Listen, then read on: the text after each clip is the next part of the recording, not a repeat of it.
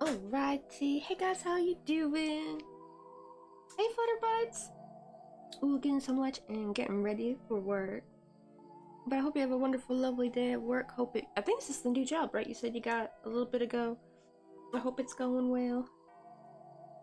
Also, how's the new place doing? I don't know if you're like finally fully moved in or if you still got some unpacking.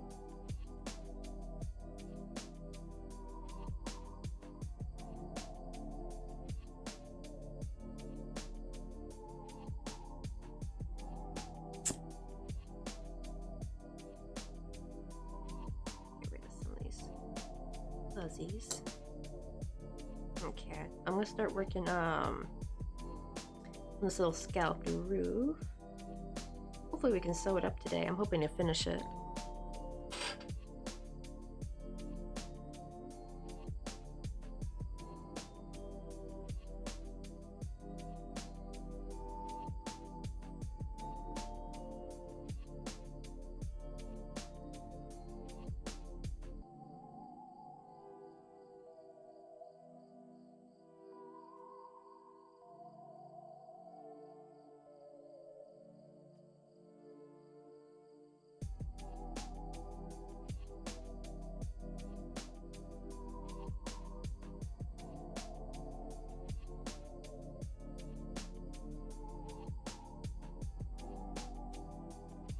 Hope I'm doing the right spot. I'm trying to make it where the scallops will look layered.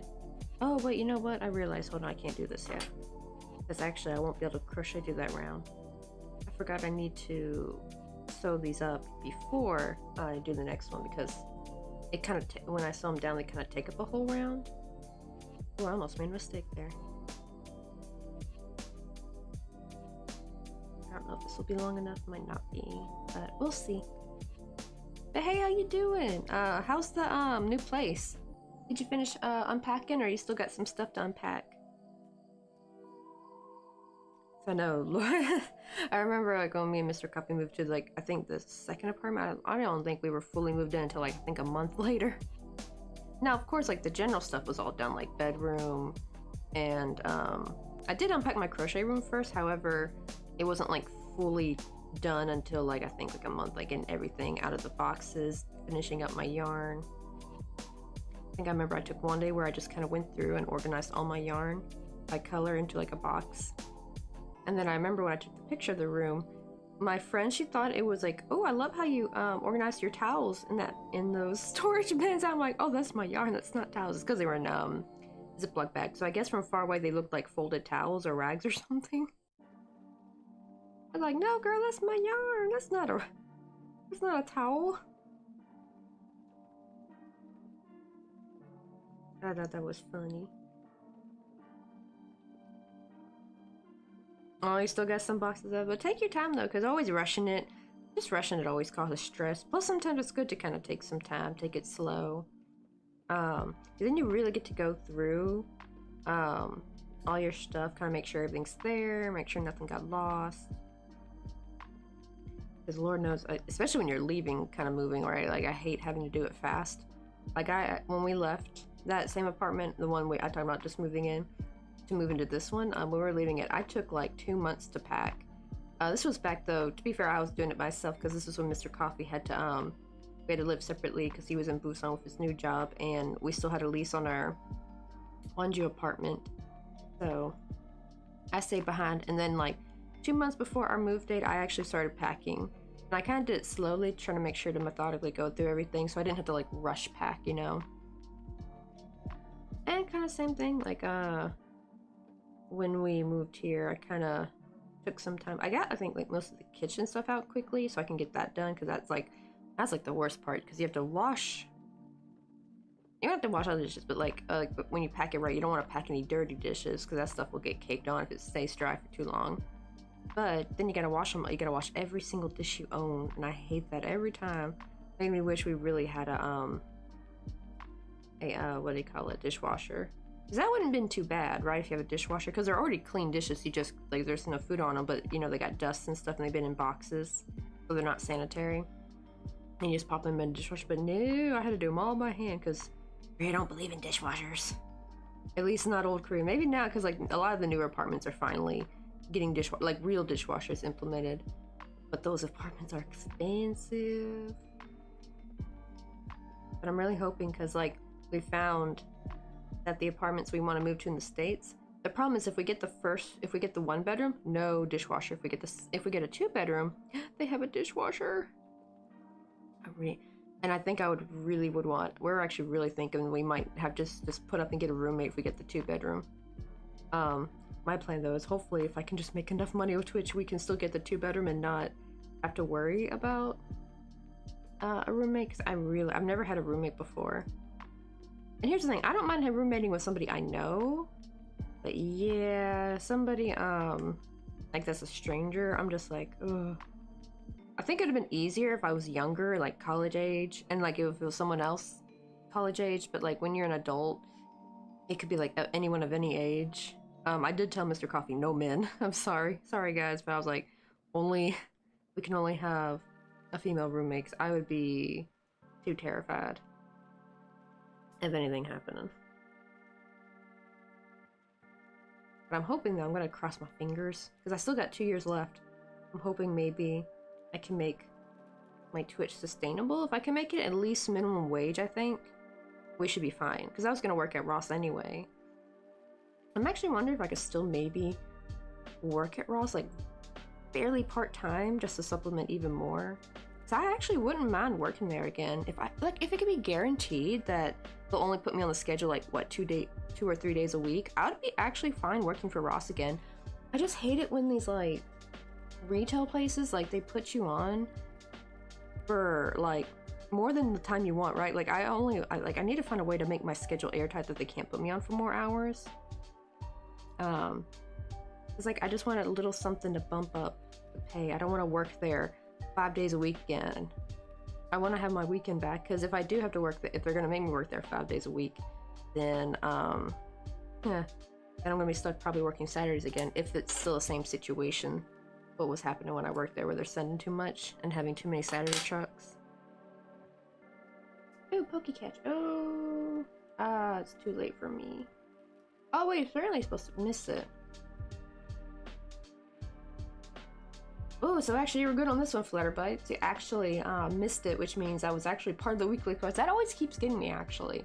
Because like, there were a few Pokemon, I just saw weekly quests and event spawn. So I thought, Ooh, okay, let me try to catch it. So I throw like an ultra ball, and then I read it later like, miss this catch. Like, dang it, so you're supposed to miss it? I hate that one. I hate that challenge. I always don't see it until it's too late.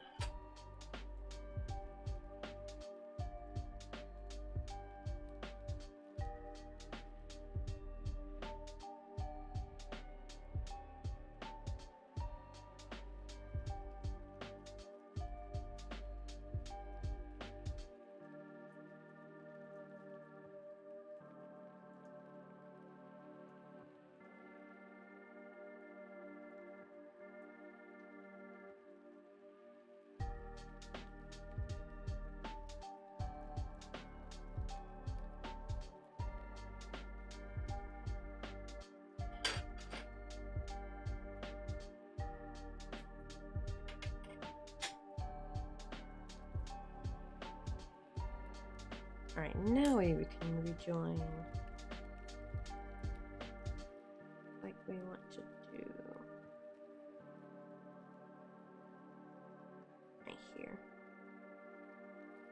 Let's see. Oh, gonna lurk while I drive. Alrighty, have a safe drive to work, Flutterbites. If I'm going through the right stitch. There we go. Perfect.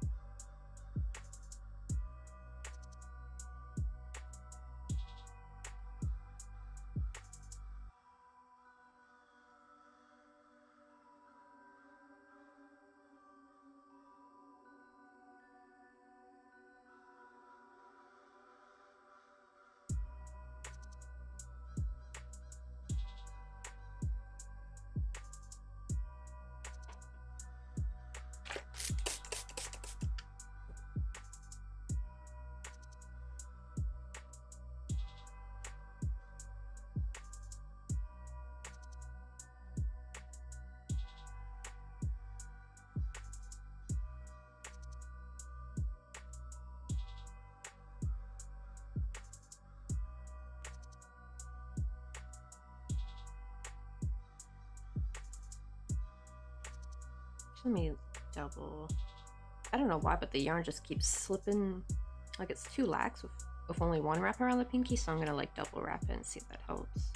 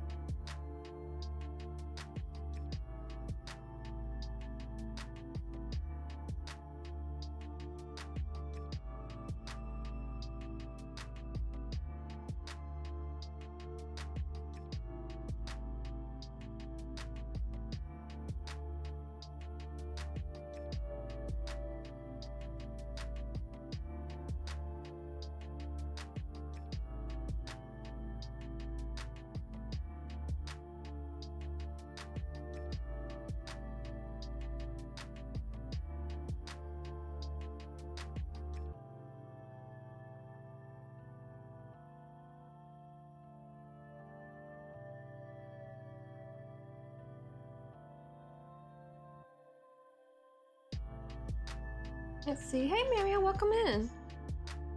Do you have a pattern tutorial for this? No, we're actually freehanding it. What it calls. So we're kind of designing it. I do wonder. Unfortunately, I won't have time to like make this into a pattern by Halloween. However, I am currently working on this haunted house to be a pattern for Halloween. Let me show you real quick a little bit better because it's a little bit because the webcam is a little bit fuzzy. I have autofocus turned off.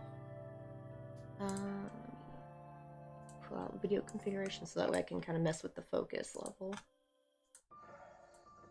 Okay. Why is this bar so tiny? There we go. It's better. Hopefully I can see that a little bit better. But yeah, I am gonna hopefully try to get this out as soon as possible. It's almost done. I just now have to do like the assembly picture taking. Where I like, you know, show how to put the doors on. This will probably be the longest, trying to show how to do the swirls. I might change up the swirls a little bit because this was like my first one. Also, the new hat, the buckles more down here in the hat's a little bit longer. Because originally I wanted it to be like this. Let me show you my inspiration pick. This is what I kind of doodled before I started on it. So I wanted the hat a little bit longer.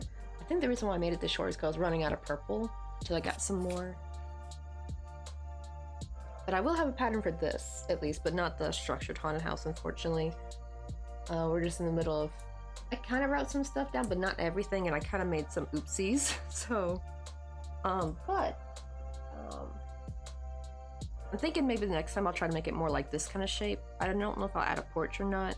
That's why it's a little bit difficult, because I'm trying to add like a porch at the same time. Like this was all like one panel. So the sewing was a bit of a doozy. But I've made like something like a simple shape like this. I want to see if I can maybe try to make this into a pattern by Christmas, I hope. Because I made this 2 Christmases ago. And I think I wrote down the panels, but I didn't really do much with it. But now I'm thinking like, ooh, I should actually make it into a pattern. This one's kind of crusty because like you can't really see it, but there's like lots of glue. I'm hoping to make them a little bit cleaner by doing a little bit of glue, but I'm concentrating more on sewing. Because usually the glue is just like a quick, slap it together real, like a sewing takes so long. And sometimes I've had stuff where I would sew it and it would look crooked, and it's really hard to undo once you've already sewn it. So I used to use more hot glue back then. Now I'm in more of use a little bit of hot glue to help it stay in place, like more in the middle, and then like sew around the edge, so that way the edges are clean, right, and they're sewn in, so they're secure. But you have that hot glue to kind of help with placement, so it doesn't like move around too much when you're trying to sew it. But I'm thinking like, if I make this, maybe I can make like a spooky version of this, something a bit more simple. Because I like this shape. That's what I tried going for with this one, is trying to make this cutie pie shape. This is like the front porch, and we have a little micro pumpkin that's gonna go on there. This was a charm. It's like these are like for my charm bracelets that I'm trying to make. But this one was a little bit smaller than the other charm, so I was like, okay, well, I'll use it as a prop for something. So I got like a little micro crochet pumpkin there. I think this is a difficult part though, is if I do make this a pattern, it will have to mix between 2 different yarn weights. I'm wondering what will be like a good substitute, like if people make the main house with worsted weight and not thin, because this is like more lace weight. I'm not really sure what to call it, because this is actually from worsted weight, it's just 1 ply of it. So I split my yarn, because it's just cheaper and easier that way. Granted, not all brands will split. Some won't, some will, some won't. Cameron Simply Soft will, and this is a Chinese brand of milk cotton, and I also have like a Korean brand of milk cotton, and they both split very well. So far, milk cotton seems to be the best to work with, but you do gotta worry about allergies though, because some people who have a milk allergy will get a reaction. I think from like touching, I don't know about like for like a decoration, but yeah, kids that were like, that had milk allergies and they were wearing crocheted and knitted clothing from milk cotton yarn, they were having reactions. Hey Crazy Emma, how you doing? That was a bit of a drawback. However, my Korean brand switched to, they're no longer milk cotton, they're actually like cotton acrylic, and it feels the same. I don't know how they did it. So I don't know if maybe other cotton acrylic yarns, if it helps. It was like, I think 60% cotton and 40% acrylic. If you can find that blend, maybe it'll split the same. I don't know. Because I've had 100% acrylic yarns behave differently. Like Red Heart Super Saver would not split. It would just disintegrate as soon as I tried pulling it apart. So it might not be like the materials, maybe it could be like maybe how it's processed, how it's wound. That could be the reason that like maybe why this one splits better than the other ones. But how you doing, Emma? And also, how's Luca? Is he still scared of poor Finn? Yeah, Creative Emma's got the cutest little tuxedo cat. I swear though, I want to see that cat in a tuxedo mask cosplay one day. He's such a handsome cat. He's such a handsome boy. He would make a wonderful tuxedo mask.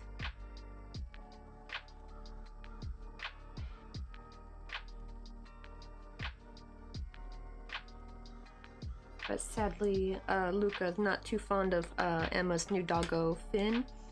Is that because Finn looks like a sweetheart too? It was also, what's the, I think, did you say Labradoodle, I think, Emma?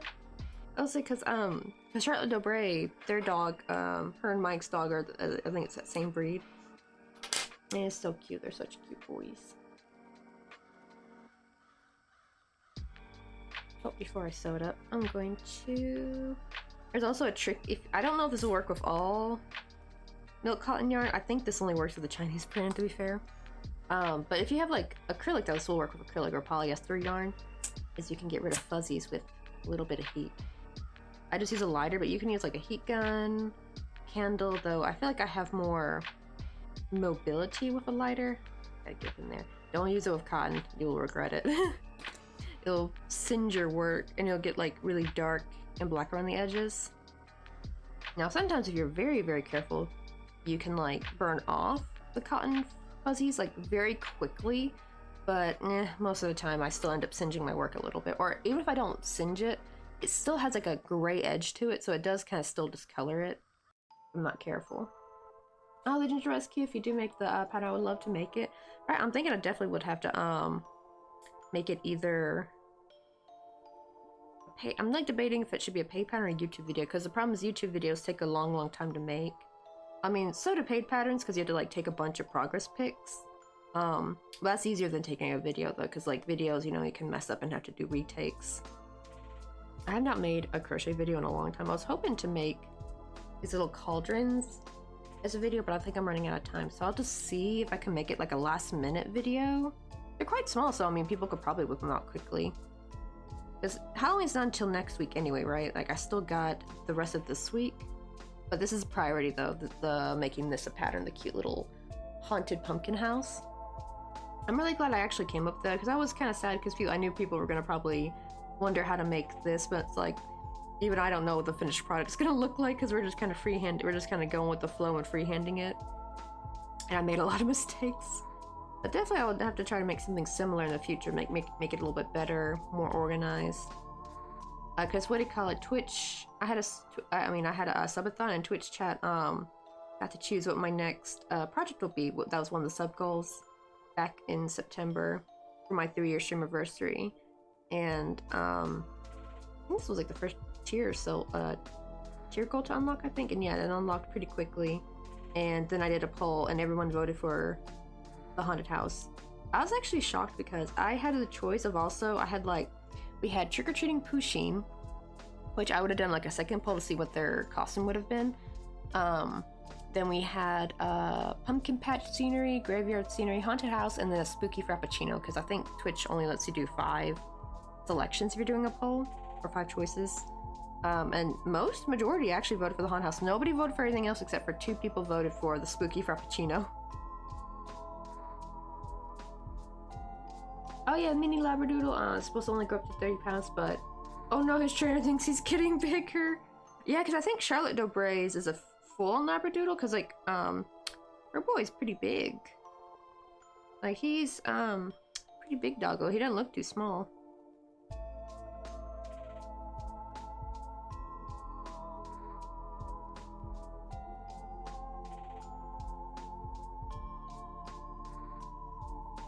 That's just what I'm thinking, yeah, like why not both and offer the pattern for free? The only thing I'm actually a little bit concerned about though, I'm almost a little bit afraid to make patterns for free almost now. Because at least like, I'm fine as a YouTube video, that's fine, but as like a PDF or something. Because them Temu people be going around, like the Temu sellers, AliExpress sellers, they're going around hunting down free patterns, right? Now they're actually going after actual paid patterns, and they're not even including it. They don't even bother to buy it and include it in their kit, which they kind of can't do that. They would probably get in legal trouble for doing that because it's redistributing the pattern. So maybe that's why they haven't done it. But what they do is they'll make these little kits, right? And they steal the pictures from these people's Etsy's, like it happened to, I don't know, do you know Club Crochet Creatively Emma? He also goes by Louie Loops. Yeah, even he got targeted, like, and here's a sad thing, that dude actually sells his own dang crochet kits. You know, like most crochet pattern designers don't sell kits. But he actually does, and the fact that they are like, oh, here's the crochet kit of this Club Crochet's hummingbird, and they don't even have the pattern. So what they do is, after someone buys the kit, they go tell them like, okay, to get the pattern, you gotta ask the original pattern owner. The problem is, so now a lot of these designers are getting random people popping up in their chat asking them for the pattern for free because they purchased the kit. They're like, hey, yo, I want the pattern. They're like, well, I mean, you can buy the pattern from me if you want it. And you're like, no, but I paid for the kit. You should give me the pattern. Like, so that's becoming a whole issue. That's for paid patterns, though. So I'm thinking I might be safe from that if I don't post on Etsy, if I just stick to my coffee page, Ravelry Ribbler. I'm hoping, because I don't think they're really going to, like, I don't think they know of Ravelry, I think. So, you know, like, globally anyway, Etsy's what's the big well-known one. So I think if I stay off Etsy, oh, and Pinterest as well. I can't post anything on Pinterest. I'm kind of scared that, because like now, I'm seeing all this like Temu crocheted stuff on Pinterest, so I think they use that as their hunting grounds.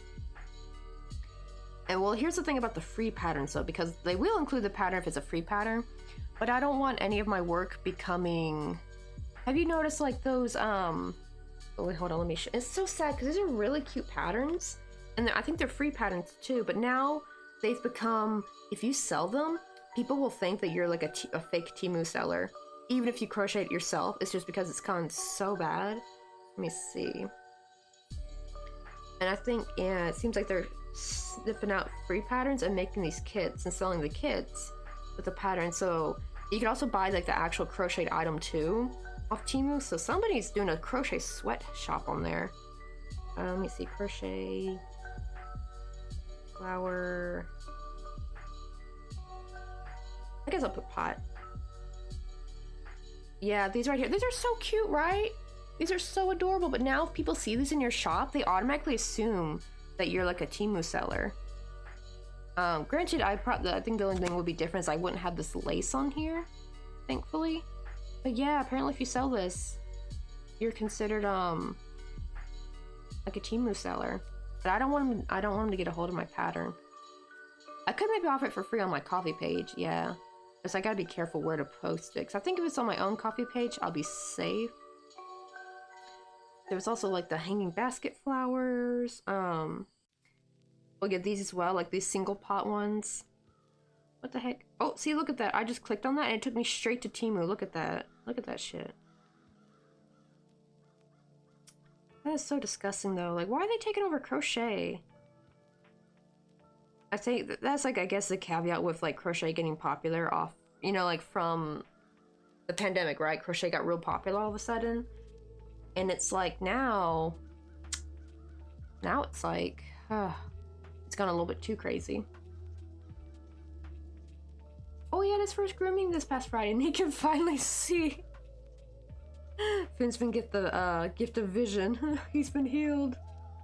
I just watched I've been watching King of the Hill, and I watched the episode where his mom has a new Jewish boyfriend, and Hank Hill accidentally caught them canoodling together on the kitchen table, and he went blind, and then they went to like one of them cheesy fake church on TV things where they like heal people from ailments and stuff, and like the what do you call it? It's like the pastor thought he healed Hank from his blindness.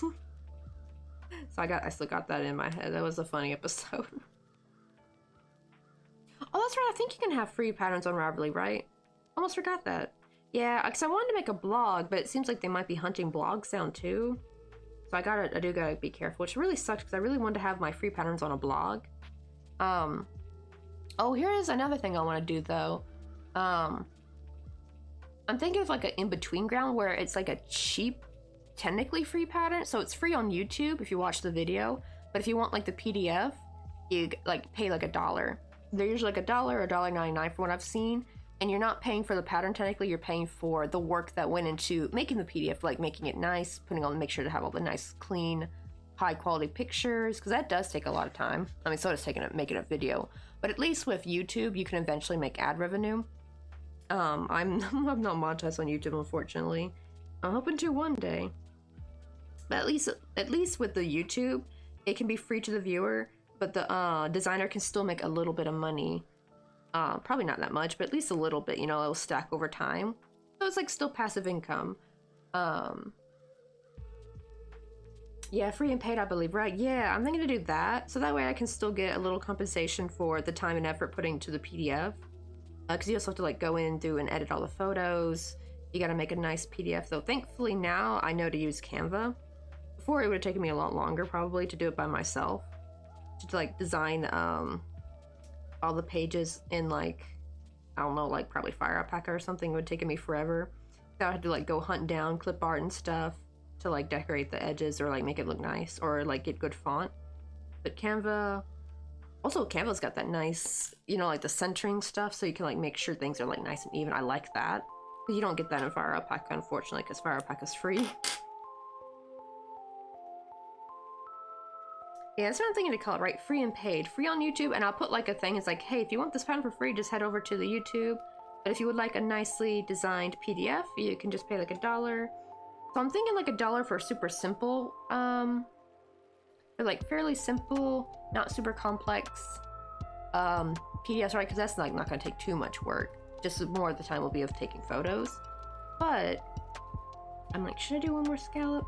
Oh, actually no, because we gotta sew this. Yeah, if I did one more scallop row, that would actually ruin it. Okay, let's get a little panel on this. Cut some. Where's my scissors at?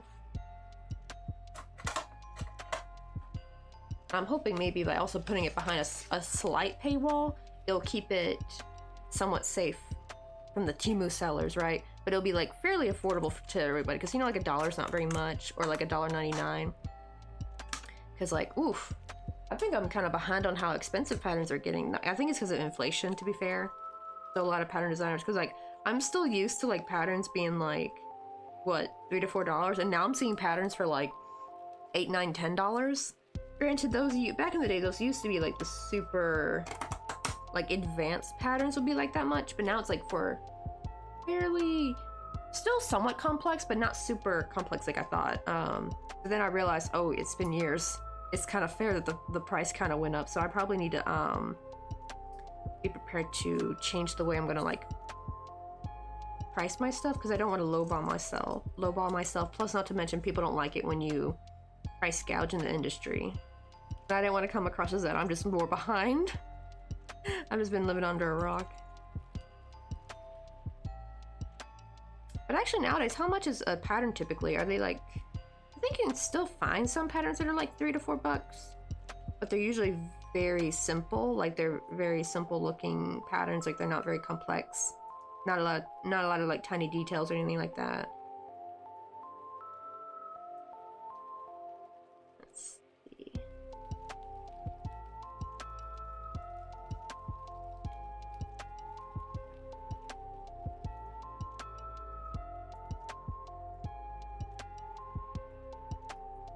Still too long.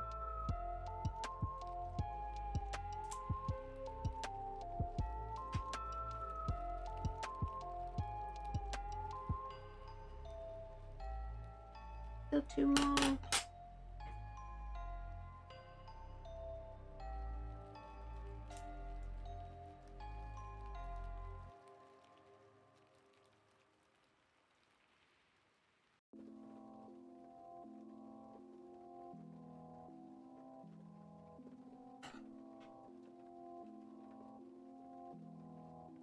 There we go, because I want it to still have,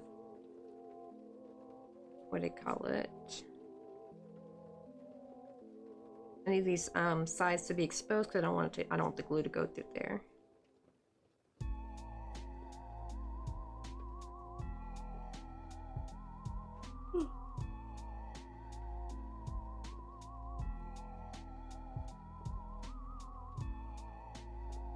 I think these are still good to keep. I try to keep any like little scraps that are like big enough, because I can use these for my smaller projects. I try not to waste too much of my good cardstock, because I guess it wasn't expensive, but like still wasn't cheap.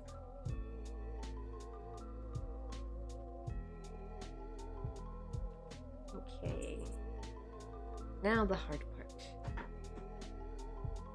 Gotta glue this.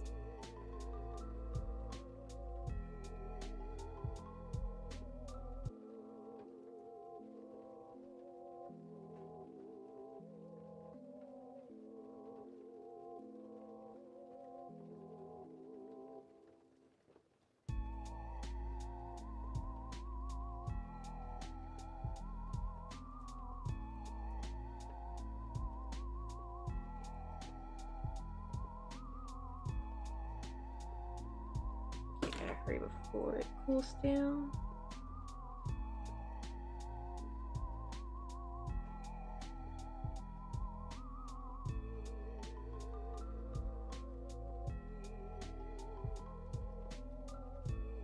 sure to pinch it here so it doesn't any glue there, that way it won't like stay straight like this. I want it to make sure it'll bend properly. I bend it quickly so that way when the glue cools down, it'll harden and stay in this position.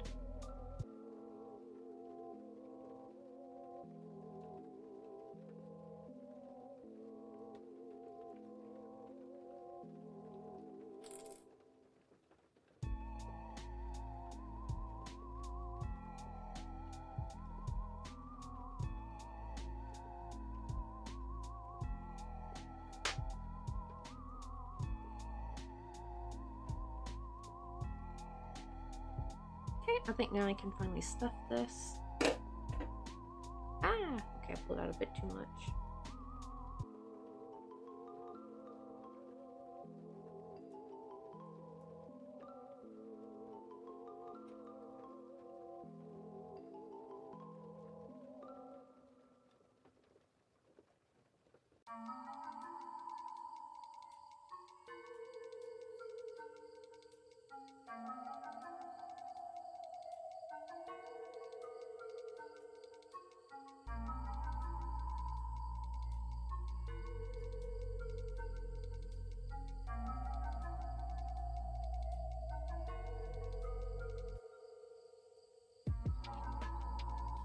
Actually, maybe I should put some hot glue at the bottom. Make it a little bit more dense because it's still fairly lightweight, but sometimes putting some hot glue at the bottom can kind of add some weight to my stuff. So let me very carefully.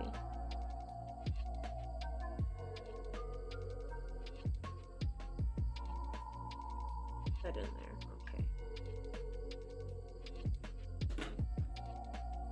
Now I can step it. I just gotta be careful not to use my finger. Where is... I'm looking for, I need my tweezers.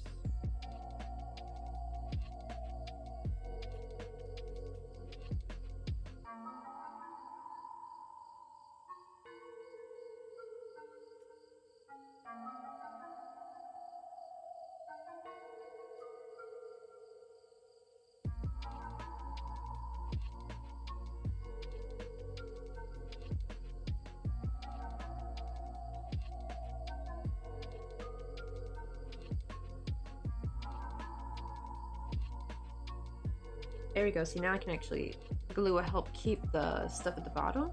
So that means I can actually stuff it more without it bouncing up to the top.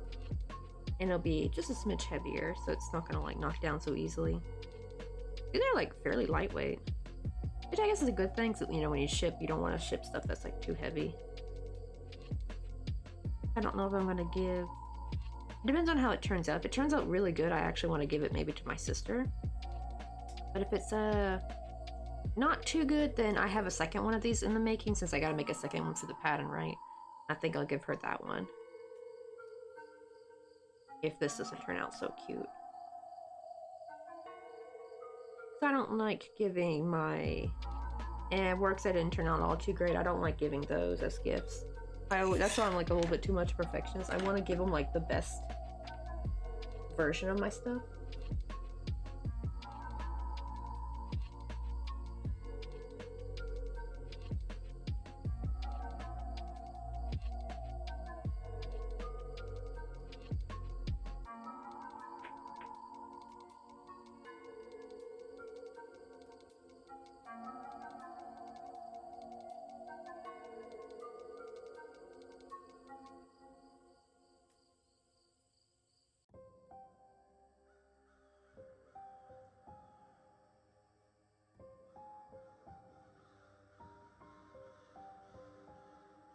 It's gonna look something like this.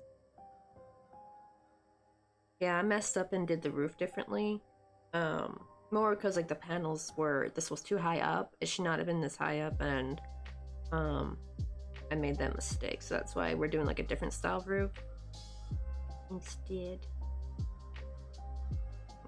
Okay, join now.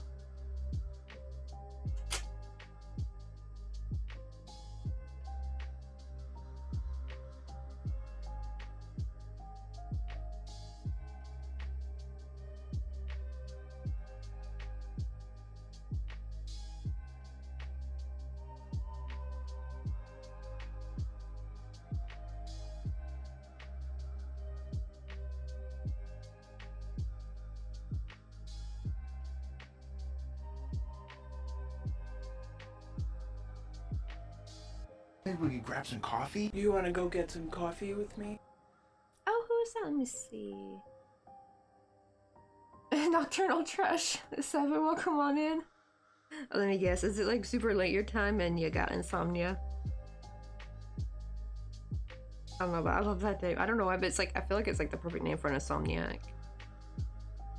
That too. I try to be a morning person, but I'm always perpetually a night owl, unfortunately. It actually sucks though, because I do like being up in the morning, like seeing the sunrise and stuff. It's so pretty in the morning. Not to mention in the summertime, that's actually the best time to be awake, but because it's before it gets hot. But my brain always wants to be a night owl though. It's like impossible.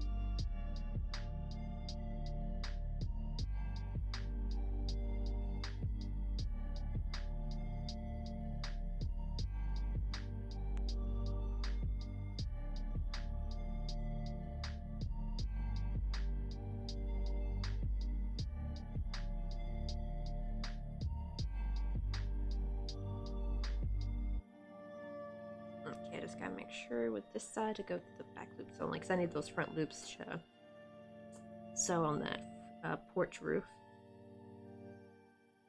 Come on, get to there. There we go.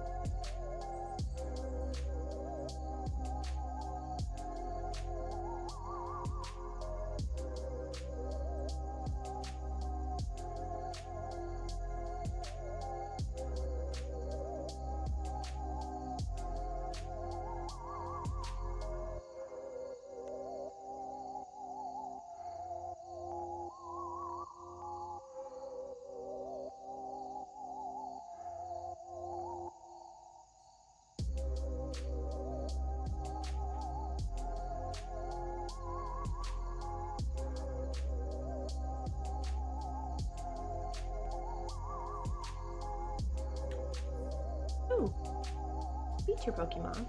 Look for that.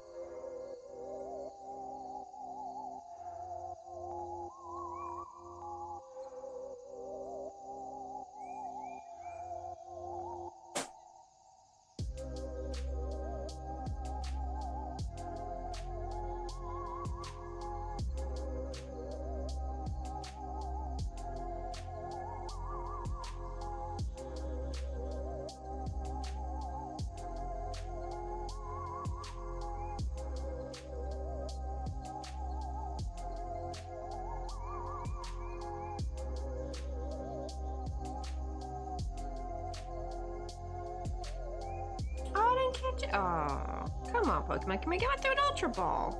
I call cap on that. I don't even really use the word cap, but I will use the word cap with you, Pokemon community game. You are rigged.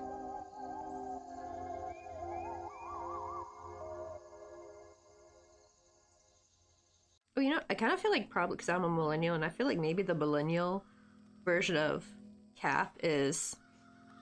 I call bullshit. I feel like that's like the similar. I don't know. Any Gen Z who can correct me on that? I feel like that would be like a similar vibe, I think, or like a similar type of phrase, I think.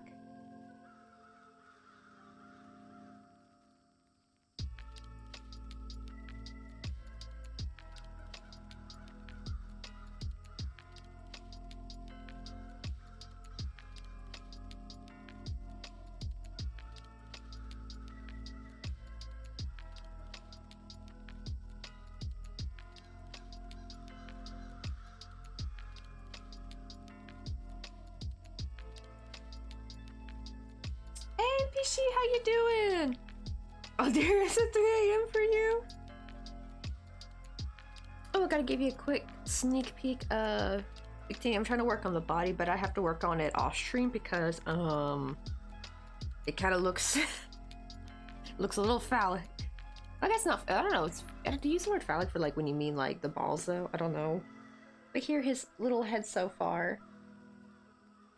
Me zooming in for you, but I need to definitely hurry up and get them done because I need to ship these out. Hopefully, I'm hoping by either the end of this week I can only finish them. But once we did work on an Oranberry yesterday, so I can show you the Oranberry progress.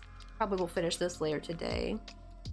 That little Oranberry, I found like the perfect colors. Like I was like, yep, those are Oranberry colors. Like it actually. Oops, sorry, bumped the mic on y'all.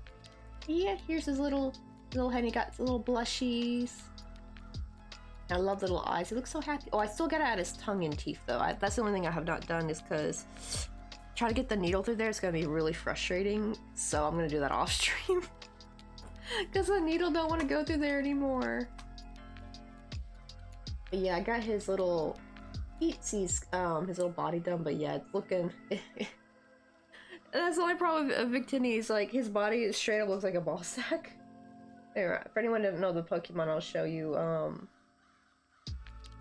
Yeah, so you can imagine why I'm not making his body on string. Like once I have like the arms attached to it, then I'll start resuming making that on stream. And like could like maybe make his hands and like the little tail feather on stream. But yeah, yeah, his body is very questionable when you make it just by itself. Oh, you're very welcome, Vichy. I want to make sure he was as cute as possible. And hey, Crafty Mama, how you doing? I know, right? Yeah, he's a little cursed. Once you get the arms on, though, and you get like that little V, I'm gonna embroider that with some brown yarn. I think he'll look a lot better, and especially once you add like the feet. I think once you add like the feet and hands, I think he should be fine. So that's why now I was originally gonna make the props off stream because they're very tiny, but I was like, you know what? I think it'd be safer if I just crochet with a thread on stream instead of. I actually do not know if Twitch if I would get in trouble. I mean, technically, I guess I would have to like change my stream to like 18 plus, but I don't want to though, because I'm usually PG-13. It's funny because we're like, we're not making anything nefarious, we're just making a Pokemon. I can't help it, the people who designed the Pokemon made his body look questionable. It's sad though, because like altogether it actually looks really cute. Like he just like, it kind of reminds me of the style of, if you ever watch like Lilo and Stitch, right? I think I remember watching like a little, not documentary, but like commentary about like the art style of whoever did a Lilo and Stitch and how they're very like bottom heavy. Like things like there's more weight at the end of things, like the hands and feet, right? Like that was like the dude's art style for the character design. And it's really unique too. Like I really love Lilo and Stitch. It's one of my favorite movies. And I kind of always thought the art style was really unique compared to other animated shows and movies. Oh no, fighting a migraine, but good otherwise. And migraines are the worst. My poor mom, she always gotta make sure to keep a bottle of Excedrin with her because she gets migraines a ton. Makes me always a little worried though, like hope she don't got nothing going on. I don't know, can someone be like perfectly healthy and just get tons of migraines? Like, is that like a normal thing? She's had them all her life, but I know people are like, just go to a doctor. They're in America. That should be enough. Enough said. They don't even have health insurance because they can't afford it. It's just too damn expensive. Those companies rob you blind. And the worst part is like, when you have health insurance, it doesn't guarantee that any like checkup you get or like any like procedure you get is gonna be covered. No, a lot of times you still end up paying out of pocket. And I'm like thinking like, what the damn insurance for? Why the hell are we paying you thousands of dollars a month if you won't even cover this procedure, you know? Or like stuff like, oh my god, or this medication, like it's so dumb. Like I want to know whoever invented insurance. We need to go back in time and make sure we like throw them off the planet or something. Whoever invented insurance, F you. You made a whole big ass problem for the rest of the world, and now everyone follows your cult-like ways.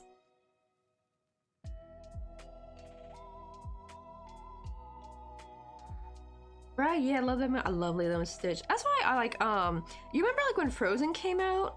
And people are like, oh, finally, a movie about actual sisterly love. And then like, I'm so glad someone did this. Someone posted a meme of, then the fuck where we were. Like, and it was showing like Lilo and Stitch. Like that was actual, legit, like real and nitty gritty. Cause like it's showing like, you know, the family problems they have. Cause like, you know, she's had to deal with like CPS and stuff. Like really realistic problems that probably a lot of older siblings have to deal with, you know? And it's just like crazy that they're like, oh, Frozen's about real sisterly love, and just completely forgetting about Lilo and Stitch. That's, in my opinion, is actually the more realistic of sisterly love, because it actually shows actual real life problems that are very commonplace for older siblings and stuff. Oh, right, I get chronic migraines, and if I don't take Excedrin right as it starts, I might as well wait it out. Oh, really? I think that my mom's like that too, right? Like it's and she doesn't take it fast enough. I think she still will take it, but it won't be as effective, unfortunately. Oh, I should actually stuff some more before I finish sewing this. This is gonna be hard. Oh my goodness, because of this, oh my god, I'm running out of, oh wow, I used my stuffing clean, y'all. Like my yarn scraps are gone. This thing was full. Like completely full, now it's empty. I'm out of yarns. Wait, do I have any more yarn? Oh wait, hold on. I think I might have some stashed away because I remember I packed some when I went to Kyungju because I put some in a baggie in my little travel crochet kit thingy. That might still be in here maybe, let's see. Oh, we're safe. We got a little bit more. Thank goodness. Ooh, right, yeah, same here. Yeah, it's like, I don't know, it doesn't really do much. Like sometimes if I feel like it's just like a mild headache, sometimes Tylenol will do it. Thankfully, I discovered the version of Excedrin here in Korea called Toxin. God, I love that medication. And it's in liquid form too. It's kind of, I think it's basically the version of Aleve, I think. Like this is the same stuff. Is it I think it's like naproxen. What is Excedrin made out of though? Is that also naproxen or is it something different? I know Excedrin usually has a little bit of caffeine in it. And you know what's funny? I actually did not know that caffeine was good for migraines and headaches until I listened to those Reddit Not Meets, and it was like one of the ones that are like true scary stories in, while traveling in Japan. And it was like this story where this student gal, like, they kind of left the group because she was having a migraine. So they went to go find a vending machine, because if you know Japan, there's vending machines everywhere, and they sell like things like juice, coffee, soda. And they were trying to find like a vending machine that had coffee to help with her migraine. And then they went down this alleyway, and this weird guy popped out of a bar and was kind of like being weird and creepy towards them, and like kind of harassing the cause, like the friend of the migraine was a woman, and her friend was this dude. So he was trying to like get the dude to back off. He was harassing his female friend, and it was just like creepy. But yeah, that's when I actually learned. I was like, oh, I didn't know that, and I actually went immediately Googled after. I'm like, is this true? Apparently it was. Oh, is that what Excedrin is basically? Oh, so they're basically mixing up ibuprofen and Tylenol? Or do you mean like that's what you do? Take ibuprofen and then take a Tylenol and then caffeine? Oh, I didn't know you could have ibuprofen and Tylenol at the same time. Or maybe they do it. Maybe they make it in such a way where it's safe.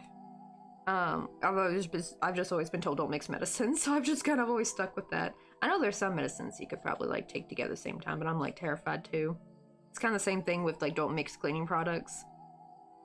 I remember I laughed when I heard about the girl who mixed like bleach and Fabulosa, I believe, and like made a whole, like, she got in trouble. And I'm like, did no one teach you not to mix cleaning products? Like that's like number one. To be fair, she was a teenager, so maybe her mom just never got around to teaching her that. I do feel bad if no one ever really did truly teach her that, because then I'm like, that's kind of not really her fault, because she just literally had no idea. But I feel like that should be, we should make that common knowledge for kids in school, I think. It's like, that is scary.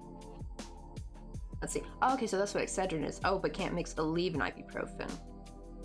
I know, right? Oh, it was so, I loved Japan. We went to Osaka twice. The funny thing is, both times to get there was actually to get my visa for Korea. Isn't that funny? I go get my visa for Korea in Japan. I mean, yes, I could have gone to America, 'cause as an American, I could go to America and gotten it there, but it would have taken months.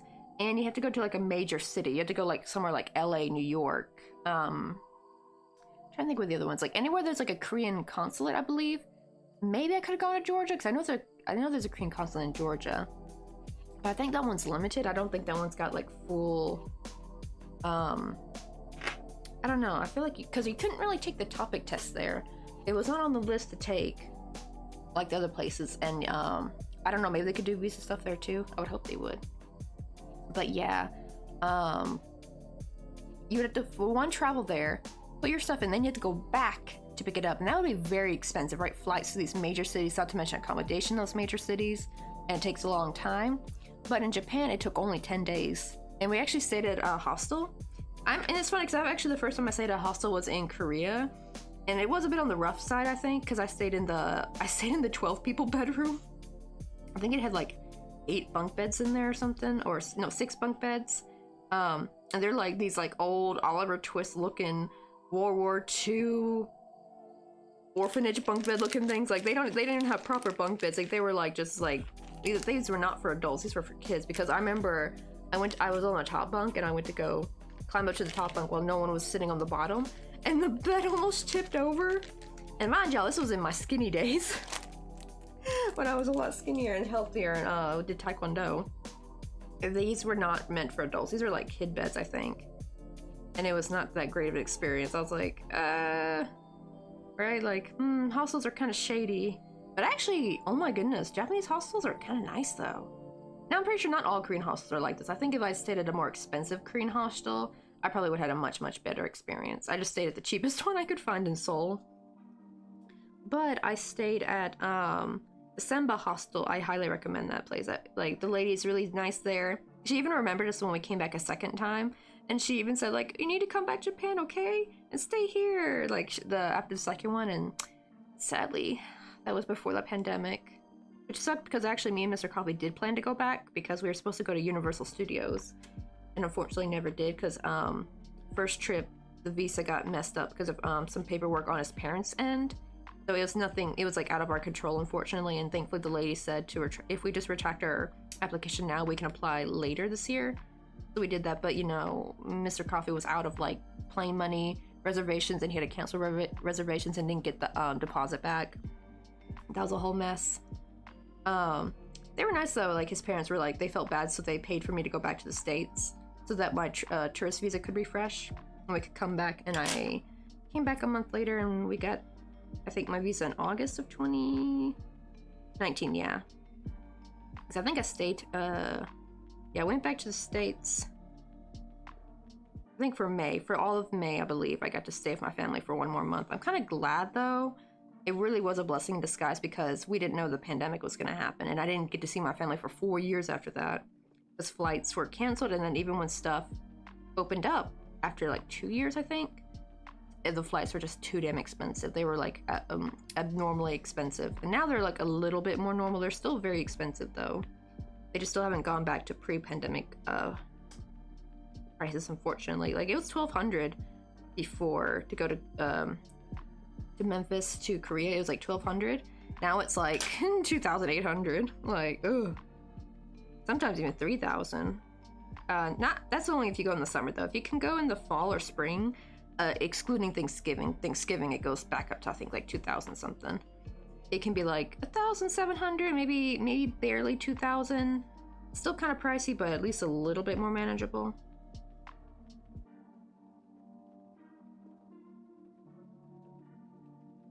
Ah, okay, so Tylazine and Satso, whereas ibuprofen and Levar. Ah, that's... Ooh. Actually, then I might want to be careful taking the toxin thingy. Is it naproxen? I've never had it mess up my stomach, though. Because, see, I actually have gastritis thanks to years of taking ibuprofen.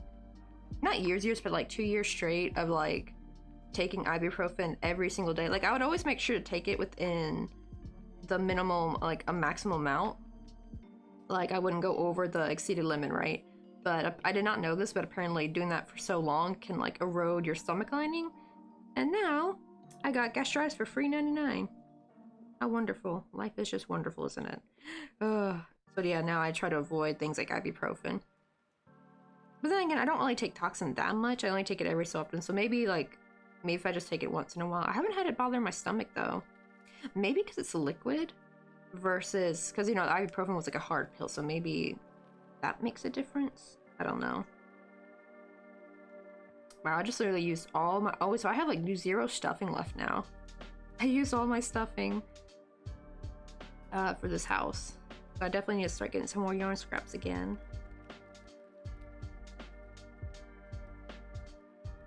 Come on, get through there.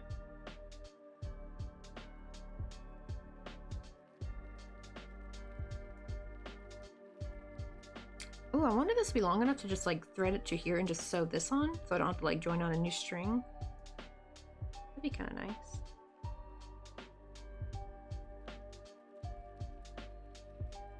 Actually, I'd never take it on an empty stomach. That is true, yeah. Because I think I would take it in the morning, like back when I worked at, because I worked at retail. I worked at Ross Dress for Less for 2.5 years. 2 years in. 1 year in Oakland, well not in Oakland, but like in Alameda when we lived in Oakland. I worked on the Alameda Ross, and then 1 year at the North Point Ross before moving back. And then like in between our move to Korea, I stayed with my family for 6 months while Mr. Coffee went to Korea first to like find a job and get an apartment, all that set up in 6 months. And I stayed behind it the Memphis Ross, which, that was not fun. I see why no one wants to work in Memphis. The labor laws are shitty. Like at least in California, we were like at least a little bit better protected. Like they couldn't force us to work past 8 hours, or we'd get a time and a half, and they would try to avoid that. So we'd at least be off after 8 hours. Like a normal, they called a normal shift 6 hours, and then full shift 8 hours. And see, we're part-time, right? I don't want to be working full shifts all the damn time because like they sometimes would work us. Oh, I meant to not take that off. Oh well. My dumb brain. I was like, I could have just threaded it here. Oh well. Hopefully it's... Actually, maybe let me put this on. Let me get a fresh one. A little bit longer, because I think that one might be too short. But I would take it every morning, and then like I would take the other one with lunch. But I think, yeah, maybe taking the ones in the morning time were the ones messing me up. My feet would hurt so bad from being on my feet doing a bunch of full shifts every single day. Like even at the San Francisco Ross, like I was being worked a bit too much. But at least like my bosses were very nice. Just like everyone was getting worked too much, even the manager. I gave was shitty for everybody. Because they were like, I don't know why, but Ross all of a sudden decided to send like too much merchandise.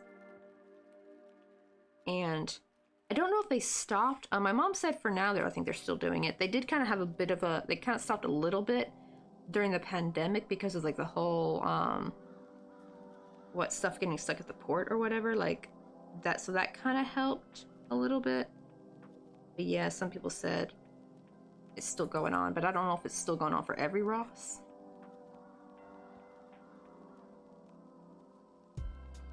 That was like, it caused me to work too dang much. But the problem is, it wasn't so bad, at least at the California Ross, because at least they couldn't make us work past 40 hours, right?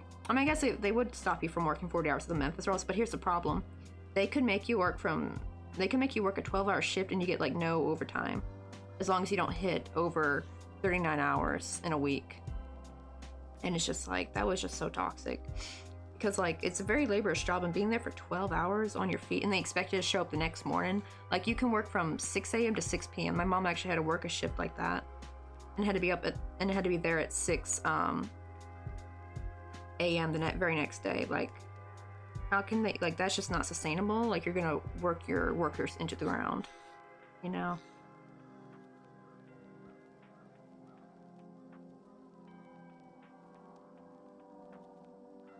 Get through there. It's so stubborn.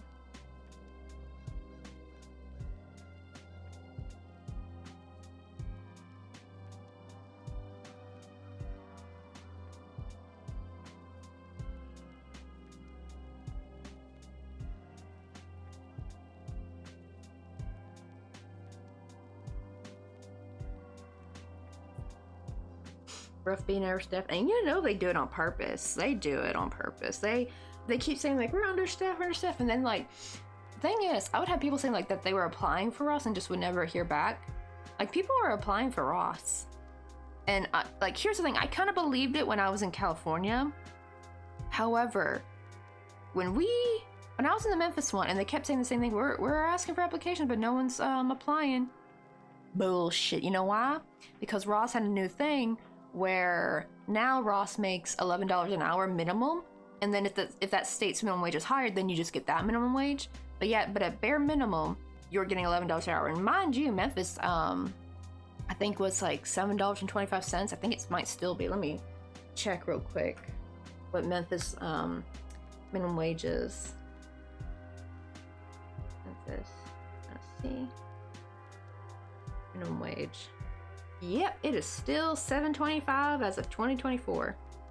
Yo, it has not raised since 2009. That's when I was 14. It's been $7.25 since 2009. What the hell?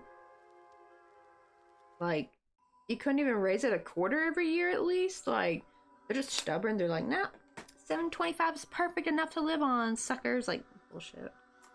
Like, that's the problem. They do it on purpose. Like and I found out why. I always wondered, why won't you just hire more people and just have us work less? Because here's the thing, we're all like part-time workers. We don't want to have to work 39 hours a week, because like that kind of defeats the purpose. We're practically full-time, but we're not getting any full-time benefits. Like I wanted to work only like maybe 3 or 4 days a week and just have enough for groceries and stuff, because I was living with Mr. Coffee at the time, so I just had to like make sure to just have enough for groceries and stuff. Like granted, I wasn't thinking about savings, but it's retail, it's minimum wage. You don't want to have to work like a dog just to not even make full time, you know what I mean? And what do you call it? And I found out why they won't hire more people and just put them on less time. And it's because of payroll taxes. Apparently it's more expensive to have more employees than to have less employees and just work them longer. I'm like, that's freaking why. So it's actually payroll taxes is what's screwing us all over, I think. Oh, had to work from 5 a.m. to 8 p.m. a couple times due to call-ins. That's hard, right? That's like, that should be illegal, I feel like. That is just too much. Dang, minimum wage in Illinois is 14, it'll be 15 in the first of the year. Like, right? Like, why is Tennessee still lagging behind? Here's the thing though. You would think like, oh, okay, well maybe you can still get like a one-bedroom apartment for like 600, right? It used to be like that. You could get a one-bedroom apartment in a pretty decent side of town. Like, no, you're right, not in the bad neighborhoods. Like, you can actually be in a safe suburban neighborhood for 600, I think like back in 2009 or like 2010. And not anymore. No, like a one bedroom now, it's like 1800. Like 18 freaking hundred. Like, that's ridiculous for Memphis? For Memphis.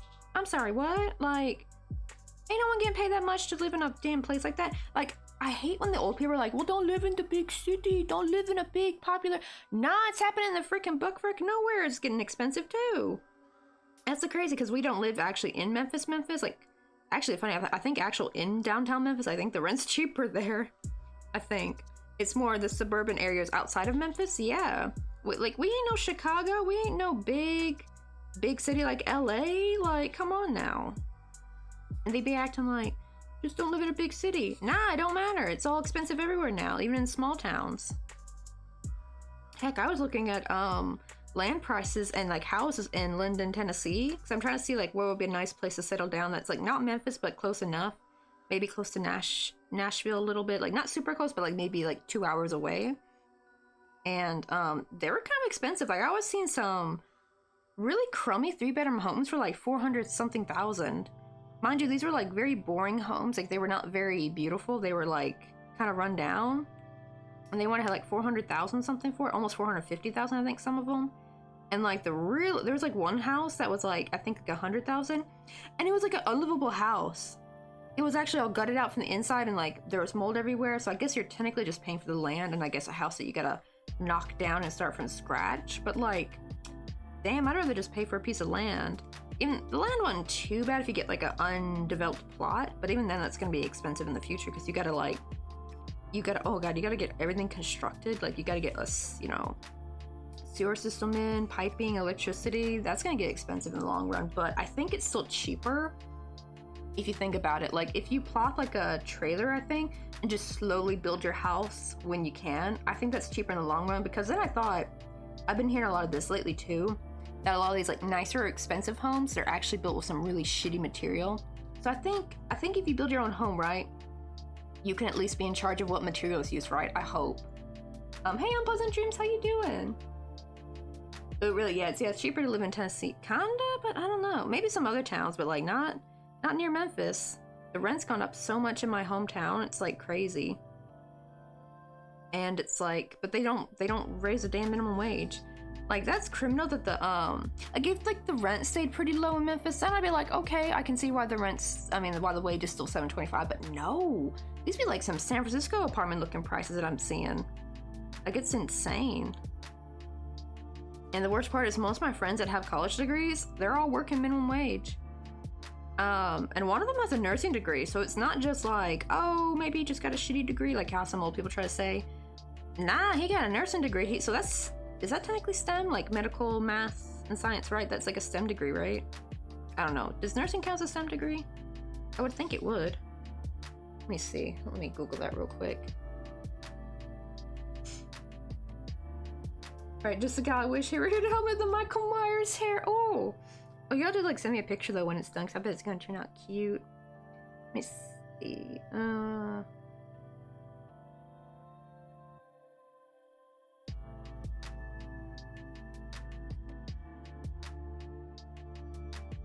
Oh, okay, never mind. So apparently nursing degrees aren't recognized as STEM degrees. That's sad. Oh well. But it's still considered like a good degree though, right? Like, that's not considered a trash, like the no underwater basket weaving kind of degree. You know what I mean? It's not one of those cornball degrees that aren't gonna get you anywhere. So I guess it's not, but it's still like considered a good degree. And there's always a nursing shortage. And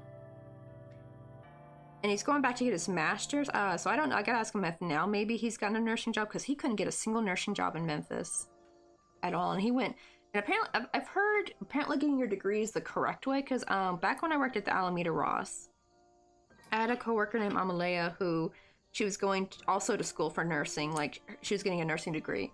And she was saying like how she wished her mom would just let her go to nursing school because her friends are already in scrubs now and stuff, but her mom wanted her to do it the correct way. Is that like what is the correct way to getting a nursing degree? Like, why is like nursing school not right? Because you would think actually nursing school would be the smarter way to do it. Like, why is going to a 4-year college getting a nursing degree is considered better than going to nursing school, which where I feel like you would get more hands-on training at nursing school. Granted, her mom, they're Filipino, so I don't know if maybe her mom just thought college equals better, like college degree, instead of, I guess nursing school is technically, is that considered like a trade, I guess, and not like a degree? I don't know. Like, what's the difference between nursing school and getting a nursing degree in college? Whoosh. Chibi Pokemon.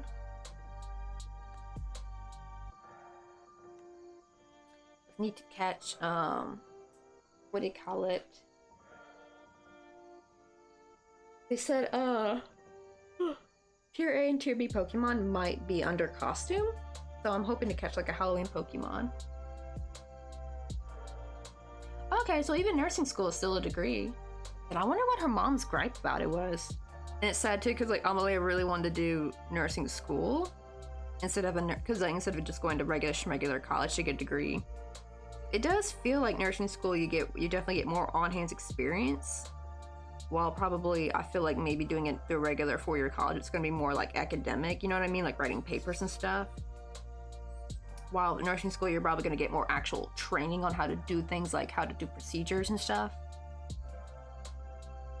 Because like I'm one of those people who actually learn better by you showing me what to do and like practicing along, rather than reading about it and then trying to do it myself, right? Like I feel like that's way better.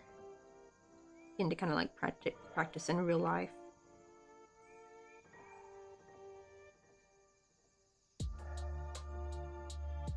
But that's the opposite though. My dad can like read a book and kind of understand what they mean and like can kind of perform tasks by just reading about it. It's like crazy. Some people can do that. I'm a little jelly of that because I feel like that's a bit of a superpower.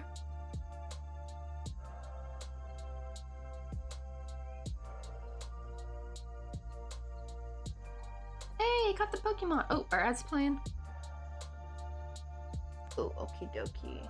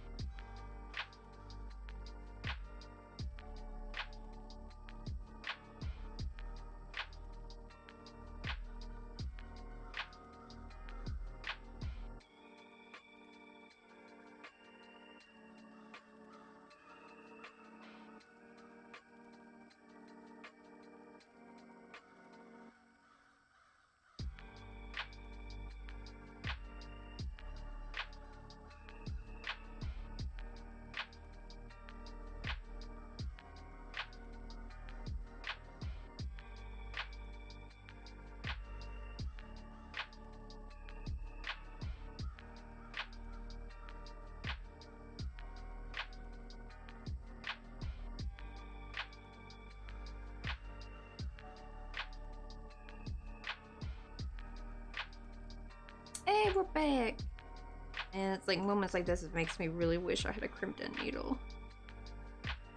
It's like a straight needle just kind of keeps going through under the stitch I want to go through. But oh well, I can't seem to find any crimped end needles that are small. They're all very big, unfortunately.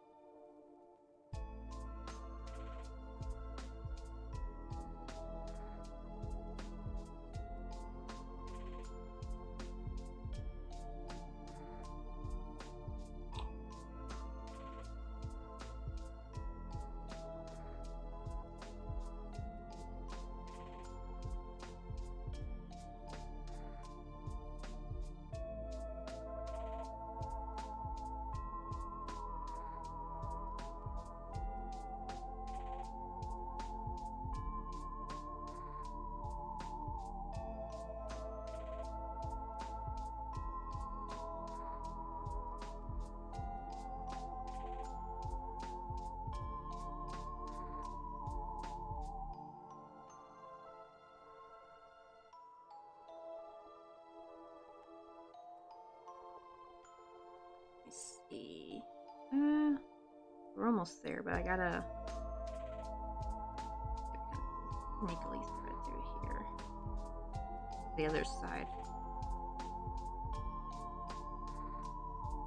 I want to sew these two together.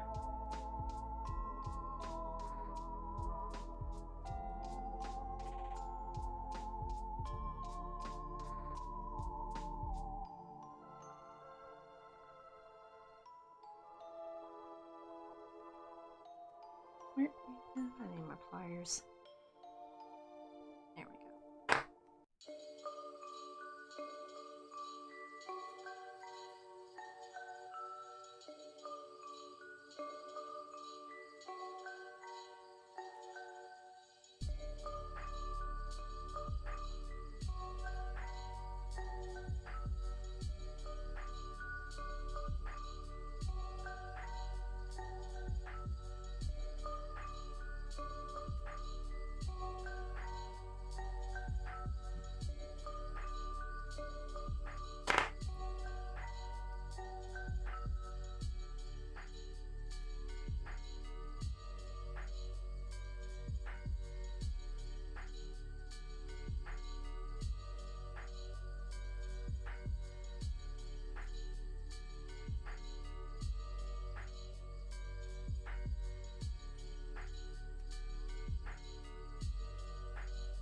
I'm gonna try to sew up the sides of these two so it looks a little bit straighter, not have such a big dip right there.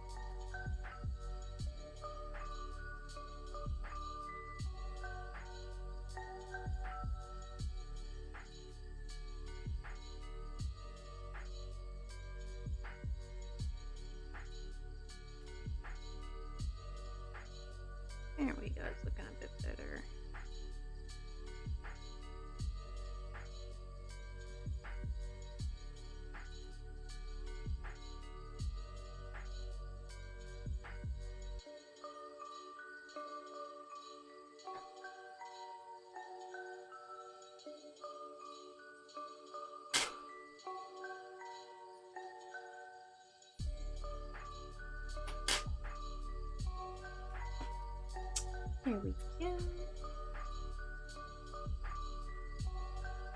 rid of some of these fuzzies.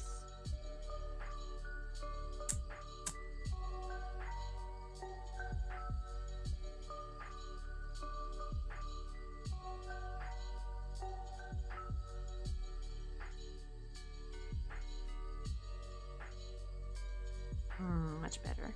There we go, we got our roofing done. I just need to make, let me see. Hold on, I need to get some felt. I think I have felt brown.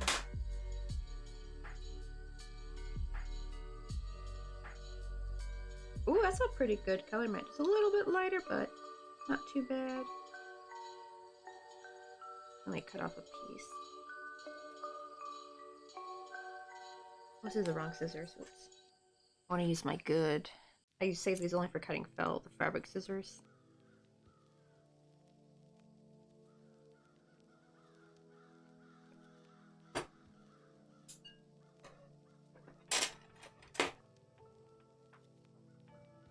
Make sure that's long enough.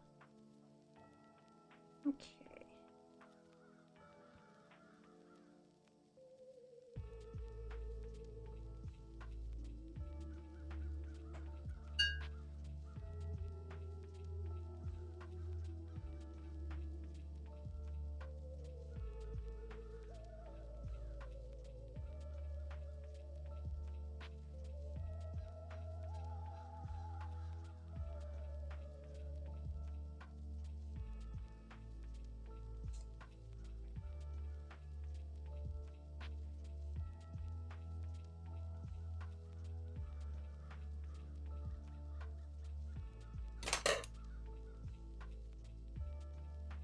I'm going to cut off just the little corners.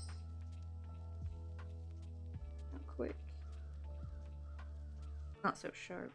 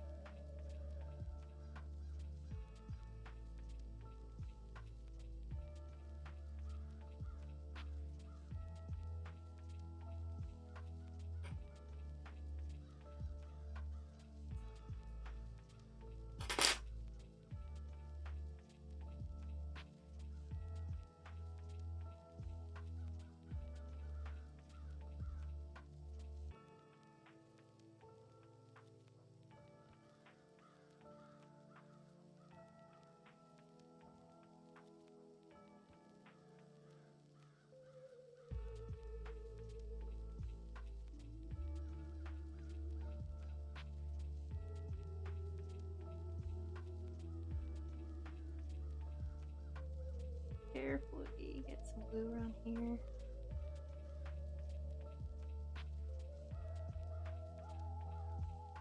Okay.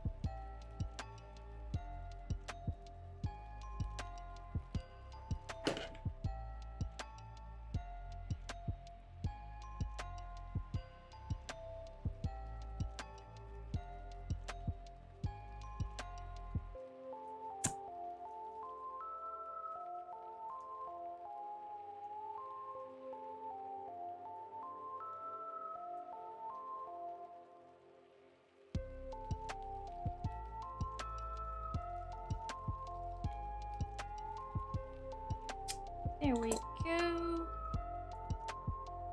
Now it's, now you don't see that ugly cardboard. And it actually helps keep it nice and still. So now we gotta make some porch. Yeah, porch columns. Let's see how we're gonna do that. Oops, sorry, I didn't mean to bonk y'all.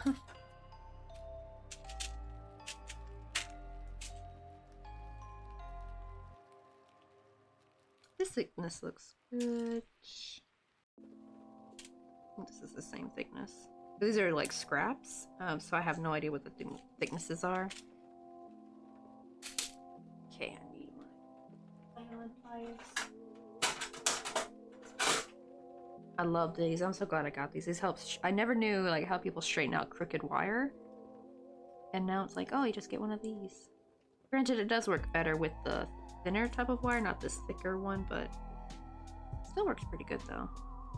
I just kind of like press it and kind of try to unbend it.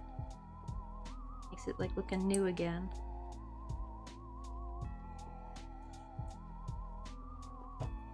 Wait, are these the same or are they slightly different? Oh, actually one is slightly, oh, they're two different weights. Hold on. Oh man. They're very similar. I think one might be a 0.6 and one, the other one might be a 0.7. I think this is the same. Yeah, so let me put this one back. Straighten out this one. So this one might be, or maybe this is a 1mm? Might be.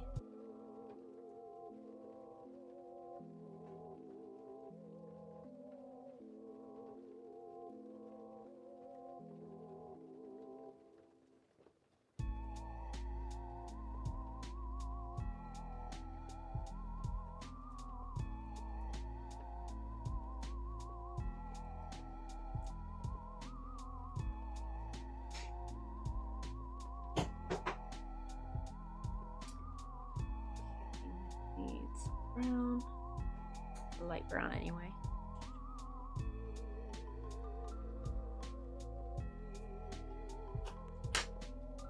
Let's see if there's a way I can stick this through.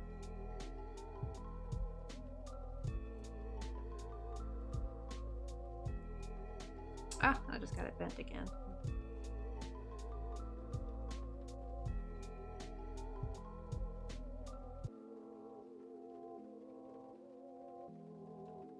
My dumb brain forgot to have the wire pipe through before making the porch, but oh well.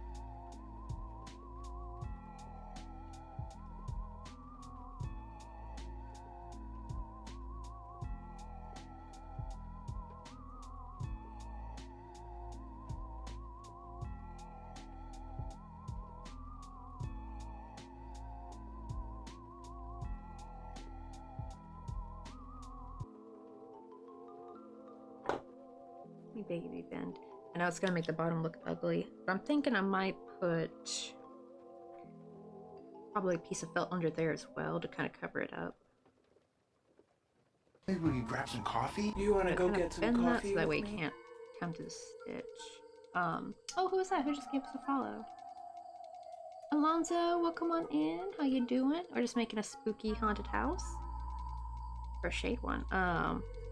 We just finally finished doing the god-awful roofing, and now we're trying to do the porch columns, which I should have done a while back. I should have like had this pipe through. Thankfully there's some empty pockets where there's no glue, so thankfully I was able to get this wire through there. I hope I can get it to the other side. We're hoping. Let me try to straighten this out.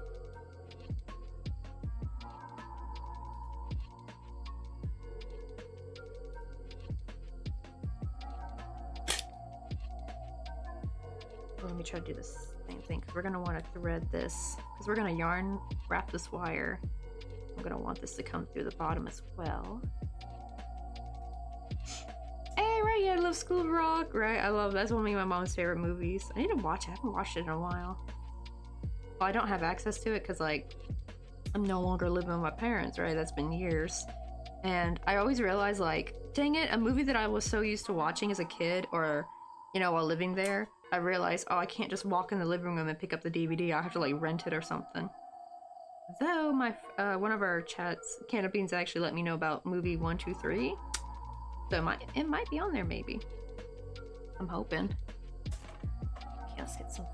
I like this clear fabric glue. Seems to work better because I usually like to save my white fabric glue because it's like more starchy. I like to save that for actually starching flowers and stuff rather than actually using it for wire wrapping. So let me wrap it around the foot. I'm just gonna pull that up. So yeah, the bottom's now gonna have to look ugly, but we're gonna cover that with felt like we did the bottom here, right? There was like some cardboard right here that I covered with a piece of felt. So we're gonna do the same thing. And also to make sure that it gets really secured, I'm gonna use some hot glue. Let's see. Oh yeah, I'll post it up on. Hold on, let me put my socials in real quick. I'll be posting it on my Instagram when it's done.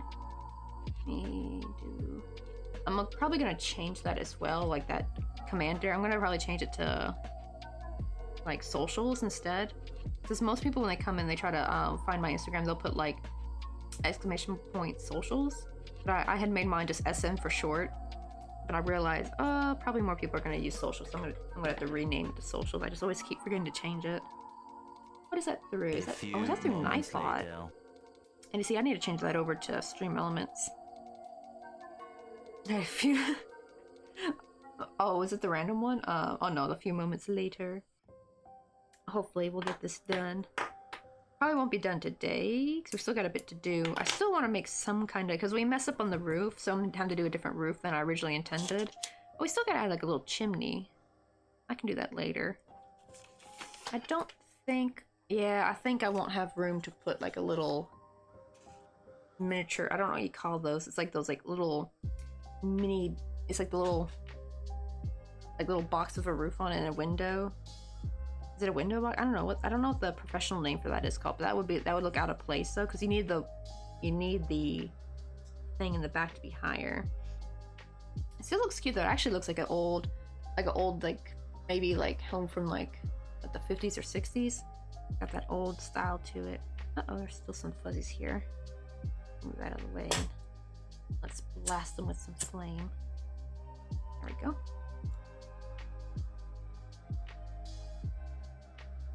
We got that one secure, but before I do, let me get the other one secure too. It's not a big needle. So we still... Oh yeah, I think I have a spot for here. Yeah, there we go. I'll pull the whole thing through so it really opens up. See if I can get that through there. Come on. Problem is though, I'm going through the freshly cut edge, so that it snags onto the yarn, unfortunately, which can make it difficult going through there, but thankfully we got it through there though. Oh wait, really? Oh, I know Meow Meow's probably gone by now, but I didn't realize YouTube recommended me. That's kind of nice, because usually I don't really get discovered on YouTube that much. It's usually crickets over there. That's kind of nice, so maybe things are finally changing. Yeah, we've actually done giveaways in the past, but sadly we just did a subathon and we did not unlock the giveaway tier, unfortunately. Actually, but we are doing a free commission for NPShi because they were the top gifter. So technically, in a sense, they've kind of, because they gifted so many subs, they've kind of, in a sense, kind of already paid for this, if you think about it. They, like, already paid commission and shipping, in a way. But yeah, I've actually done a giveaway before, my second year. I believe, yeah, we did a raffle, and Kelly Cakes, another streamer actually was surprisingly the one to get it. It was like random, and she just happened to pop in stream that day, and I found out what a lovely streamer she is. She bakes cakes on stream. It was a sweet lady. I think she's out in Kentucky. What do you call it? And she keeps in her kitchen. It's like a little kitchen farm scenery. Let me found this real quick. I'm thinking probably Christmas we might do one, because unfortunately Halloween's a bit too close to like prepare for a giveaway, because I need to make sure I have money for shipping. And I don't really make that much with Twitch, so I usually try to save some Twitch money, and or if sometimes I get like money here because I live in Korea. It's funny because I've been using my mother-in-law's Yongdong. Like I made like a crochet dress for my niece. Like it was her request. My mother-in-law requested me to, and she gave me like $300 for doing it. It was like a whole set, like bonnet, dress, mittens, booties, like some kind of like little cape you can button up, or not cape, like a collar kind of thing. But yeah, she gave me $300. I've been kind of slowly using that to pay for shipping. I think I have like 100 left. So sometimes I'll use that instead because that way I don't have to like move money over from the States. Because my Twitch money goes to my US bank account because you can't get paid in Korean won, unfortunately. Even when my boarding was in Korea, I still got paid in US dollars. It's just not an option. But what was I gonna look up? I forgot I was gonna look up. Oh, the chicken farm scenery. Where is that? I think that's. Wait, let me go to Instagram. That'd be better. On there. This right here. This was like from my first crochet giveaway. Let me lower the brightness a bit so you can see it a little better. But there's a custom chicken farm scenery. Oh, it's kind of blurry. Hold on.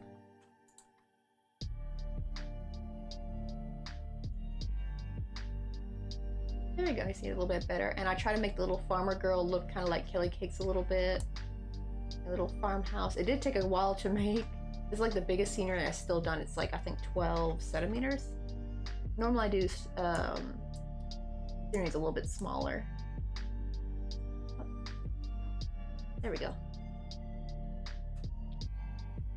The only problem is since I'm in South Korea, so that's why I don't do as many giveaways. It's just because the shipping's so expensive. Not to mention, it's not even just about shipping, but I'm terrified of my stuff getting lost because USPS has already lost 2 packages of mine. First one I paid $35 in shipping, and they were just some crocheted hair clips. Because me and Bethany were doing well, this was not an art trade. This was after we did our art trade, so this is how I knew that her address was correct, because literally she lives at the same place, so I shipped to the same. I even like confirmed with her address was still the same. So I shipped to this lady before, went fine. But I had shipped to her from the States, because Mr. Coffee, sometimes my husband goes on business trips to the States to conferences, and so he had shipped domestically, and it went fine. As soon as I tried to do my very first international shipping, USPS lost it. I even asked Korean post office, like, did I do something wrong? They checked it. They said, nope, I did everything fine on my end, just USPS dropped the ball. So that's why I don't do it as much. However, me and Mr. Coffee are going to move back to the States in about like maybe 2-ish years because he needs to finish his degree at SF State.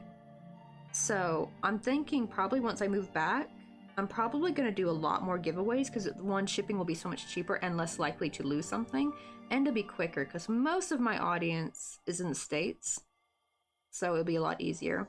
Granted, I do have people from all over the world. I do have people like from Australia, which I will say that is a bit unfortunate because actually I think it's cheaper to ship from Australia here in Korea, I think. I don't know, I'll have to see what the prices are. Maybe it's the same. I think because we're a tad closer, it's not as bad. I remember for a box, I think it was like 22,001, which I think is like 19 US dollars. Granted, it was a very packed box and it was kind of heavy because it was like, I had a lot of stationery in it. Come on, get in there. There we go. Let me cut off another piece.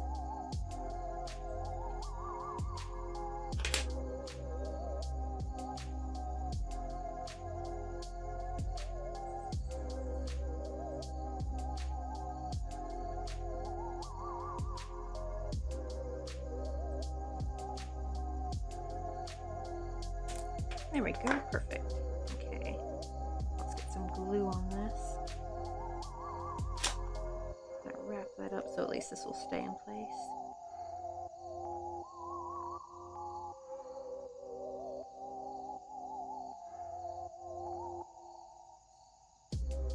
What the heck? Let me wrap that up a little bit tighter. Let's get some hot glue on it. Hot glue will really help it keep it stuck. That's why it won't go through.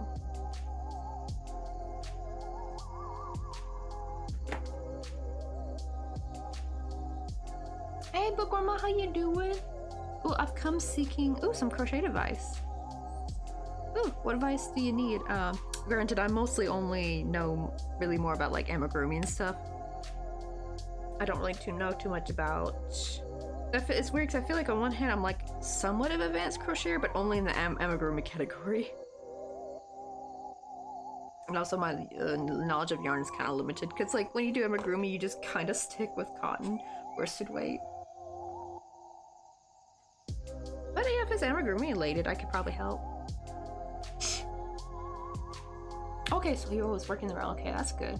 I work in the round a lot, but I've noticed whenever a pattern calls me to... Let me see, is there a way to avoid that? Oh, those are called joined rounds. Ooh, hold on, I got the video for you. So, I'm guessing, is there like a lot of color change for that? Because usually most people when they do amigurumi, they just do continuous rounds where you use a stitch marker instead.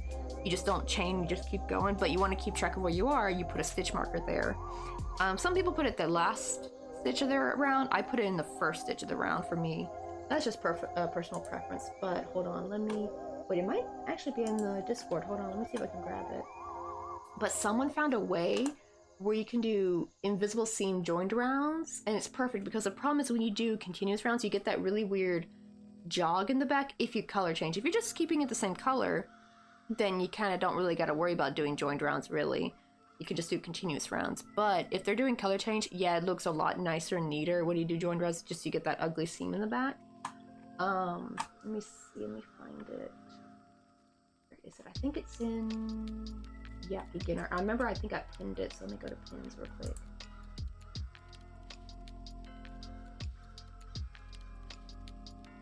I hope it's in here. Maybe not. I guess I didn't pin it. Hold on, can I go to the very first post?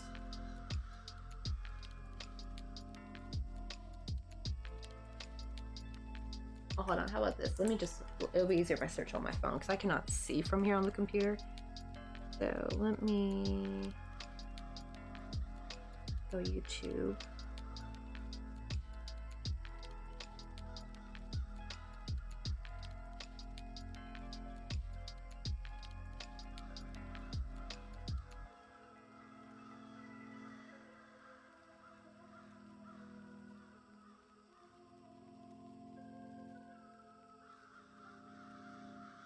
Oh, where's the video I'm looking for?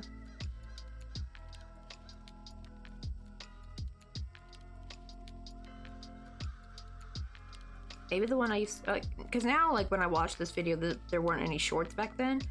Now there's shorts everywhere. Where is it? Yeah, I'm getting videos for the invisible, finish, but that's not what I'm thinking of. I'm thinking of, like, you kind of have to take your hook out and you work from the back. Ooh, I think this is this. Let me see. Let me make sure. I want to confirm this is it. I want to see if it's the technique I'm thinking of.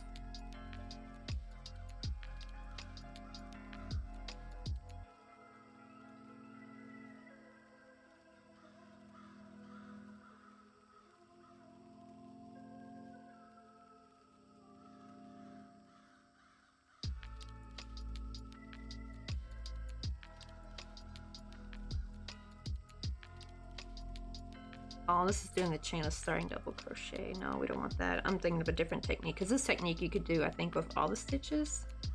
Where's the video? Why can't I find it? It's like just disappeared. I think it's by Little John Yarn. Hold on.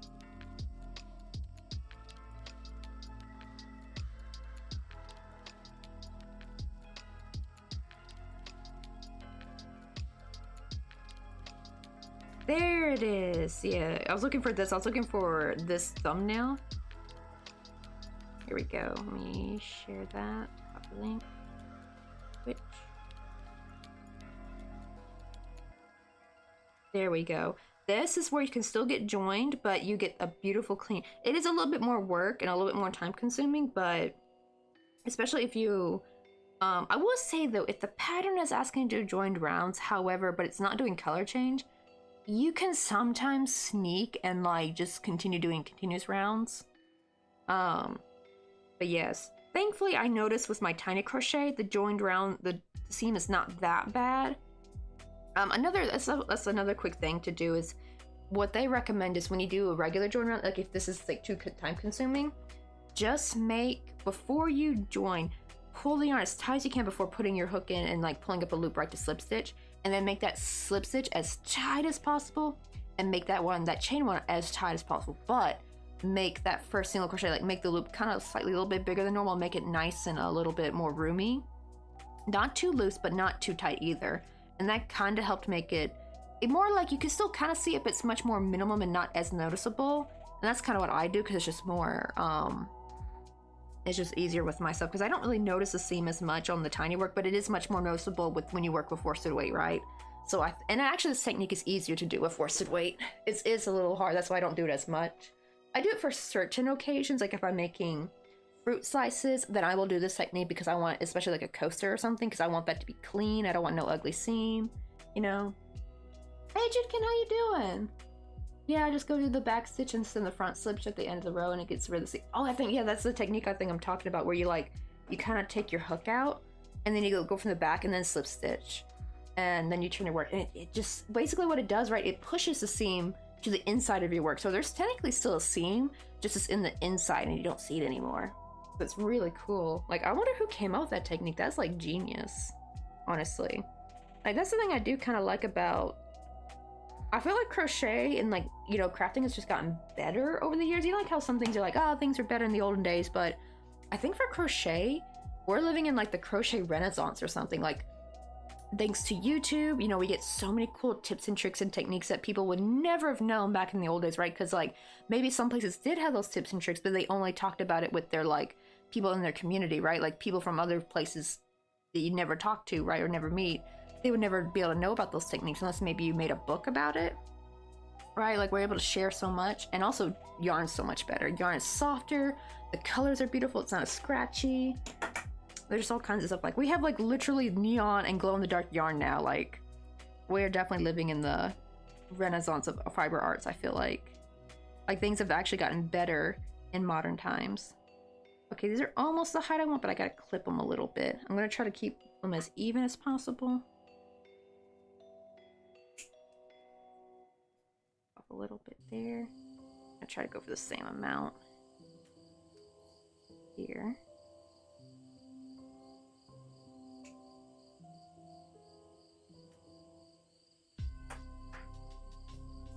It really does, like, and I love Planet June. I love a lot of Planet June's technique videos. Like she taught me how to do the seamless, like sew when you sew onto your crochet, how you can kind of make it look like it's just kind of seamless. Because before, right, when you sew on your crochet, you see these ugly like sewing like stitches and stuff.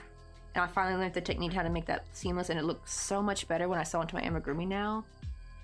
I just love it. Oh, and also I may have developed a Chanel addiction. Honestly, I'm afraid I might get me a Chanel addiction, because like I think most of the Chanel yarn people get that's at Joann's, right? Because where me and Mr. Coffee plan to live has a Joann's. We plan to live like around the Westlake Shopping Center. They have some apartments around there, and not only do they have a Ross, so I can just walk to work. That will save a lot of money. So originally we were going to live somewhere in Daly City and just get a car and live in like a cheapest possible apartment, but we can probably, like, he did the calculations that actually it's cheaper to live in those apartments. They're kind of pricey, however we won't need a car though if we live there. And he could do the calculations that we'd actually save money, because you know, like with a car you gotta like pay maintenance, you gotta pay gas, gotta pay insurance, you know, if something happens, you gotta get repairs, all that shit, oil change, all that. So yeah, it was actually cheaper to actually just splurge on those apartments, and rather than and I wouldn't have paid for public transportation either too, because I would just literally walk to work if I had to work at Ross. I'm gonna try not to have to. That only goes by how well my my stream is. Yeah, like YouTube has really helped my stuff go to the next level. It really has, like all the cool tips and tricks. Hold on, I just realized this is not fully glued down back here. Oh, there's too much glue. I need to wipe. I'm gonna use another piece of glue to wipe it off. I'm just trying to use like residue glue, but that's a bit too much right there. Okay. try to fix this.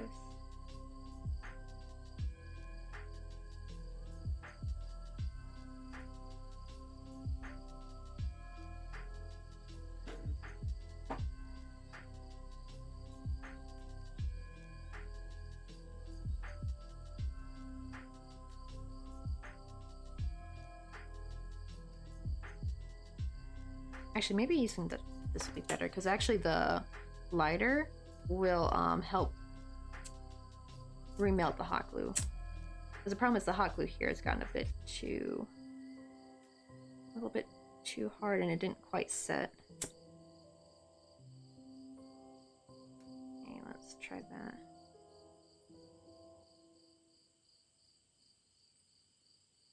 There we go, that's better. Let me move these back. Make them nice and straight. Ooh, right, and also Joanne says a lot of sales too, right? And the thing is, I remember like all we had really was like a Michaels in my hometown, a Michaels and a Hobby Lobby, but our Michaels kind of sucked when it came to yarn. And I used to think, oh, Michaels sucks. Like the yarn section just sucks at Michaels, but no, it turns out it was just our Michaels, because I went to a Michaels at Alameda Island, and oh my god, it had a way better yarn section, and it was much more organized and clean, and they had all the Caron Simply Soft colors, unlike our Michaels, which has like just a handful. It's so bizarre, like why couldn't they just have all the Caron Simply Soft colors? Like why deprive me like that, man? It's like Caron Simply Soft was like one of the few yarns I actually would split. Okay, now let's wrap this bad boy. Get some glue on there. Try to push that back.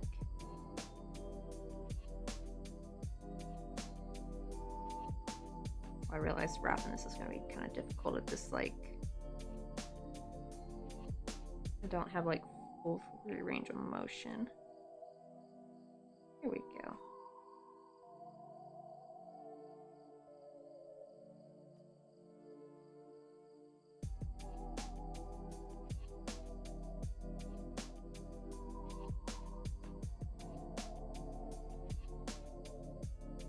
I sometimes just buy patterns to look.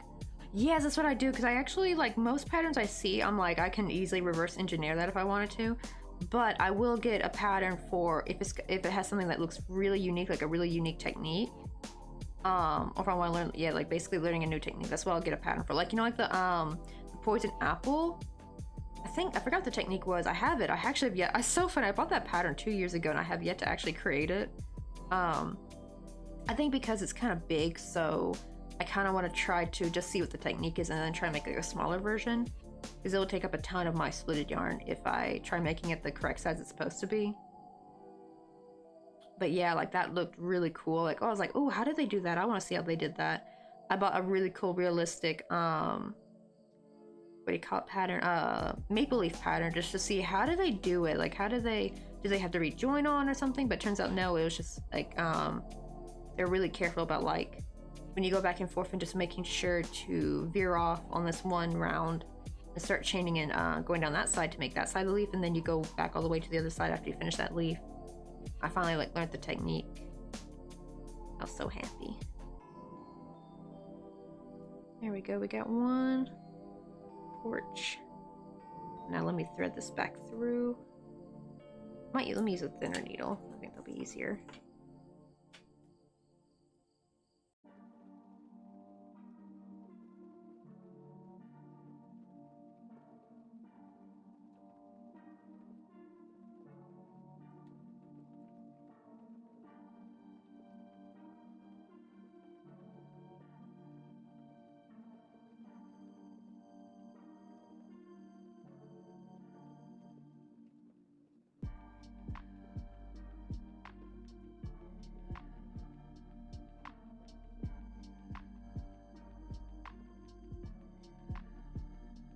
We'll glue that down.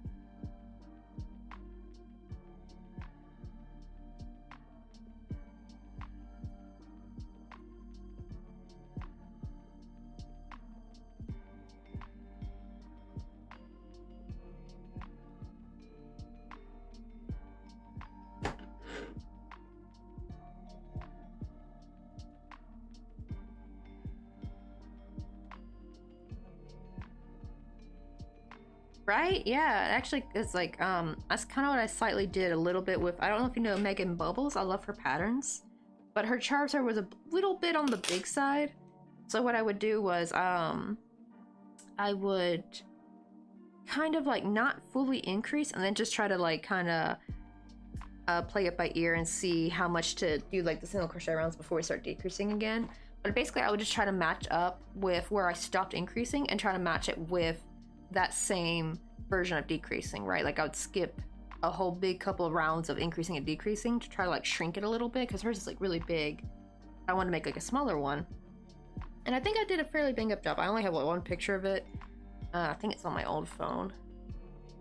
I don't know why I never, I know why I didn't post it to Instagram, because my cousin follows me on there, so it sucks. I actually have lots of stuff I want to post on my Instagram, but I have relatives that follow me on there, and it's usually their Christmas present, so I can't post it until like later. Well, I probably could post it now, but I just I forgot to. I always wait to confirm if they've gotten it or not, because sometimes I don't know when my dad mails the Christmas gifts. Because the problem is sometimes they get their Christmas gifts in April. That's how bad it is because of the shipping. And I usually wait for when Mr. Coffee has an American business trip, because I don't trust sending stuff from here like in a big bunch. It's one thing when someone orders something from me, it's gonna usually be like what, 1 or 2 items, and if that gets lost, as much as it sucks, I can like remake it again and send it again on my dime, right?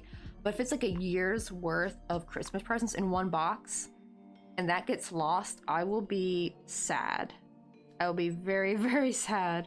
So that's why I send it domestically, and that's why sometimes they get their Christmas gifts kind of late. So thankfully Mr. Coffee has a business trip in Boston this December, so like early December, like December 4th. So I'm hoping to get all the Christmas gifts done by then, so I got a little bit more time. I thought I was gonna like get them done by next week, which I am nowhere near done.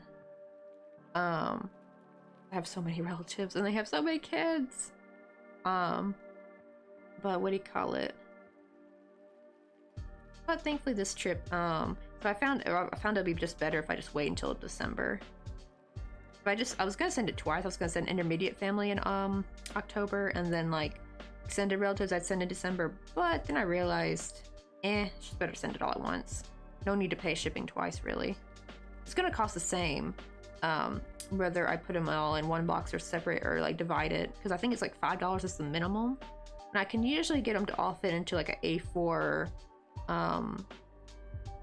bubble mailer. Usually is what I send it in, though this time I might need to send it in a box because I have some stuff that will bend with wire. Like I have like a little tiki bar scenery I'm going to send to my sister. Granted it's very small, but it's still held up by wire and I don't want to get that to get smushed.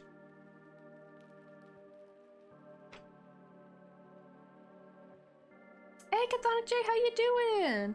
That's our little haunted house and we got little ghosts in the back. We're just now trying to get the little columns done. Problem is I realize how hard it is to yarn wrap when it's so close to a structure, because I'm like, I don't have the freedom of motion as well. We're trying to get through it. Almost there.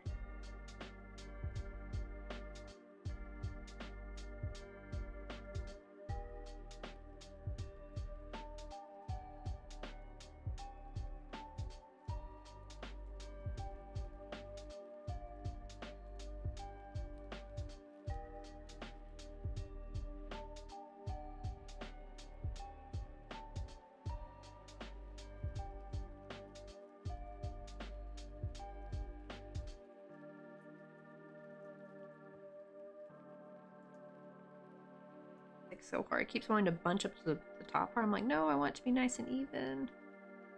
But like keep pushing it down. Okay, there we go. Got it.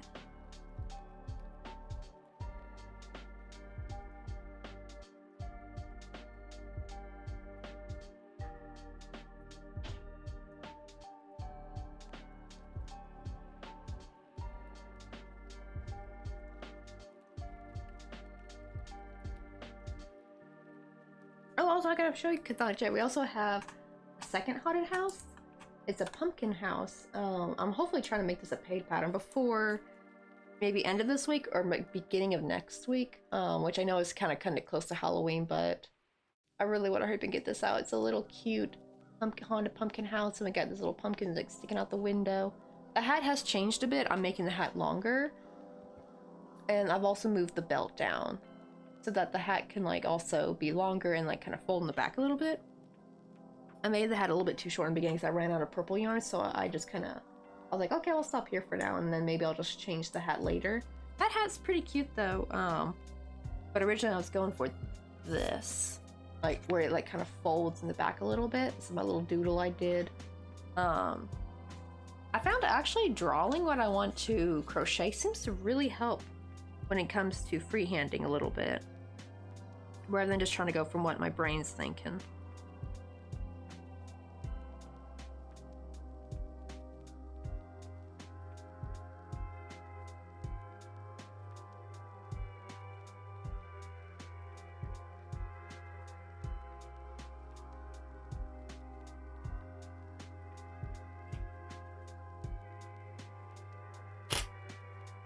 Too afraid.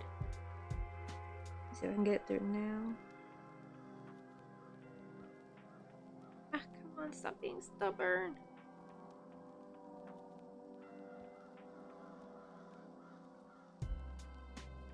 Ah, it keeps getting frayed, I swear. It's gonna drive me nuts.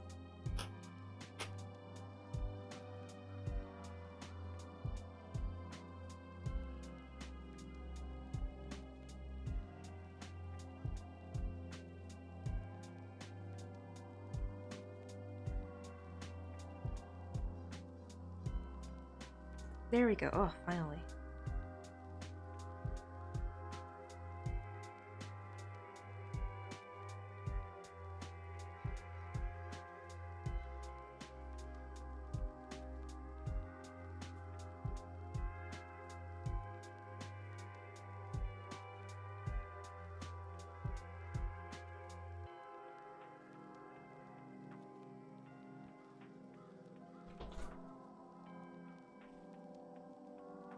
So, Oh, that's Mr. Coffee, y'all.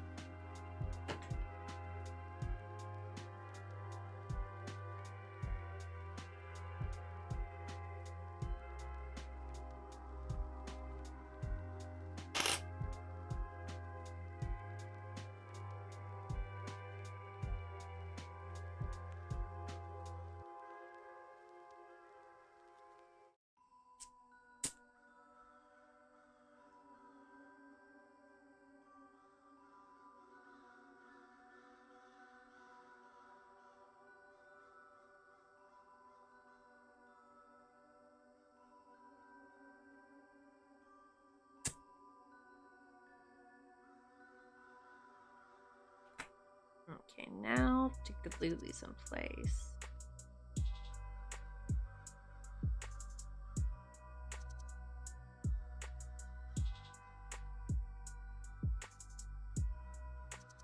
Very careful.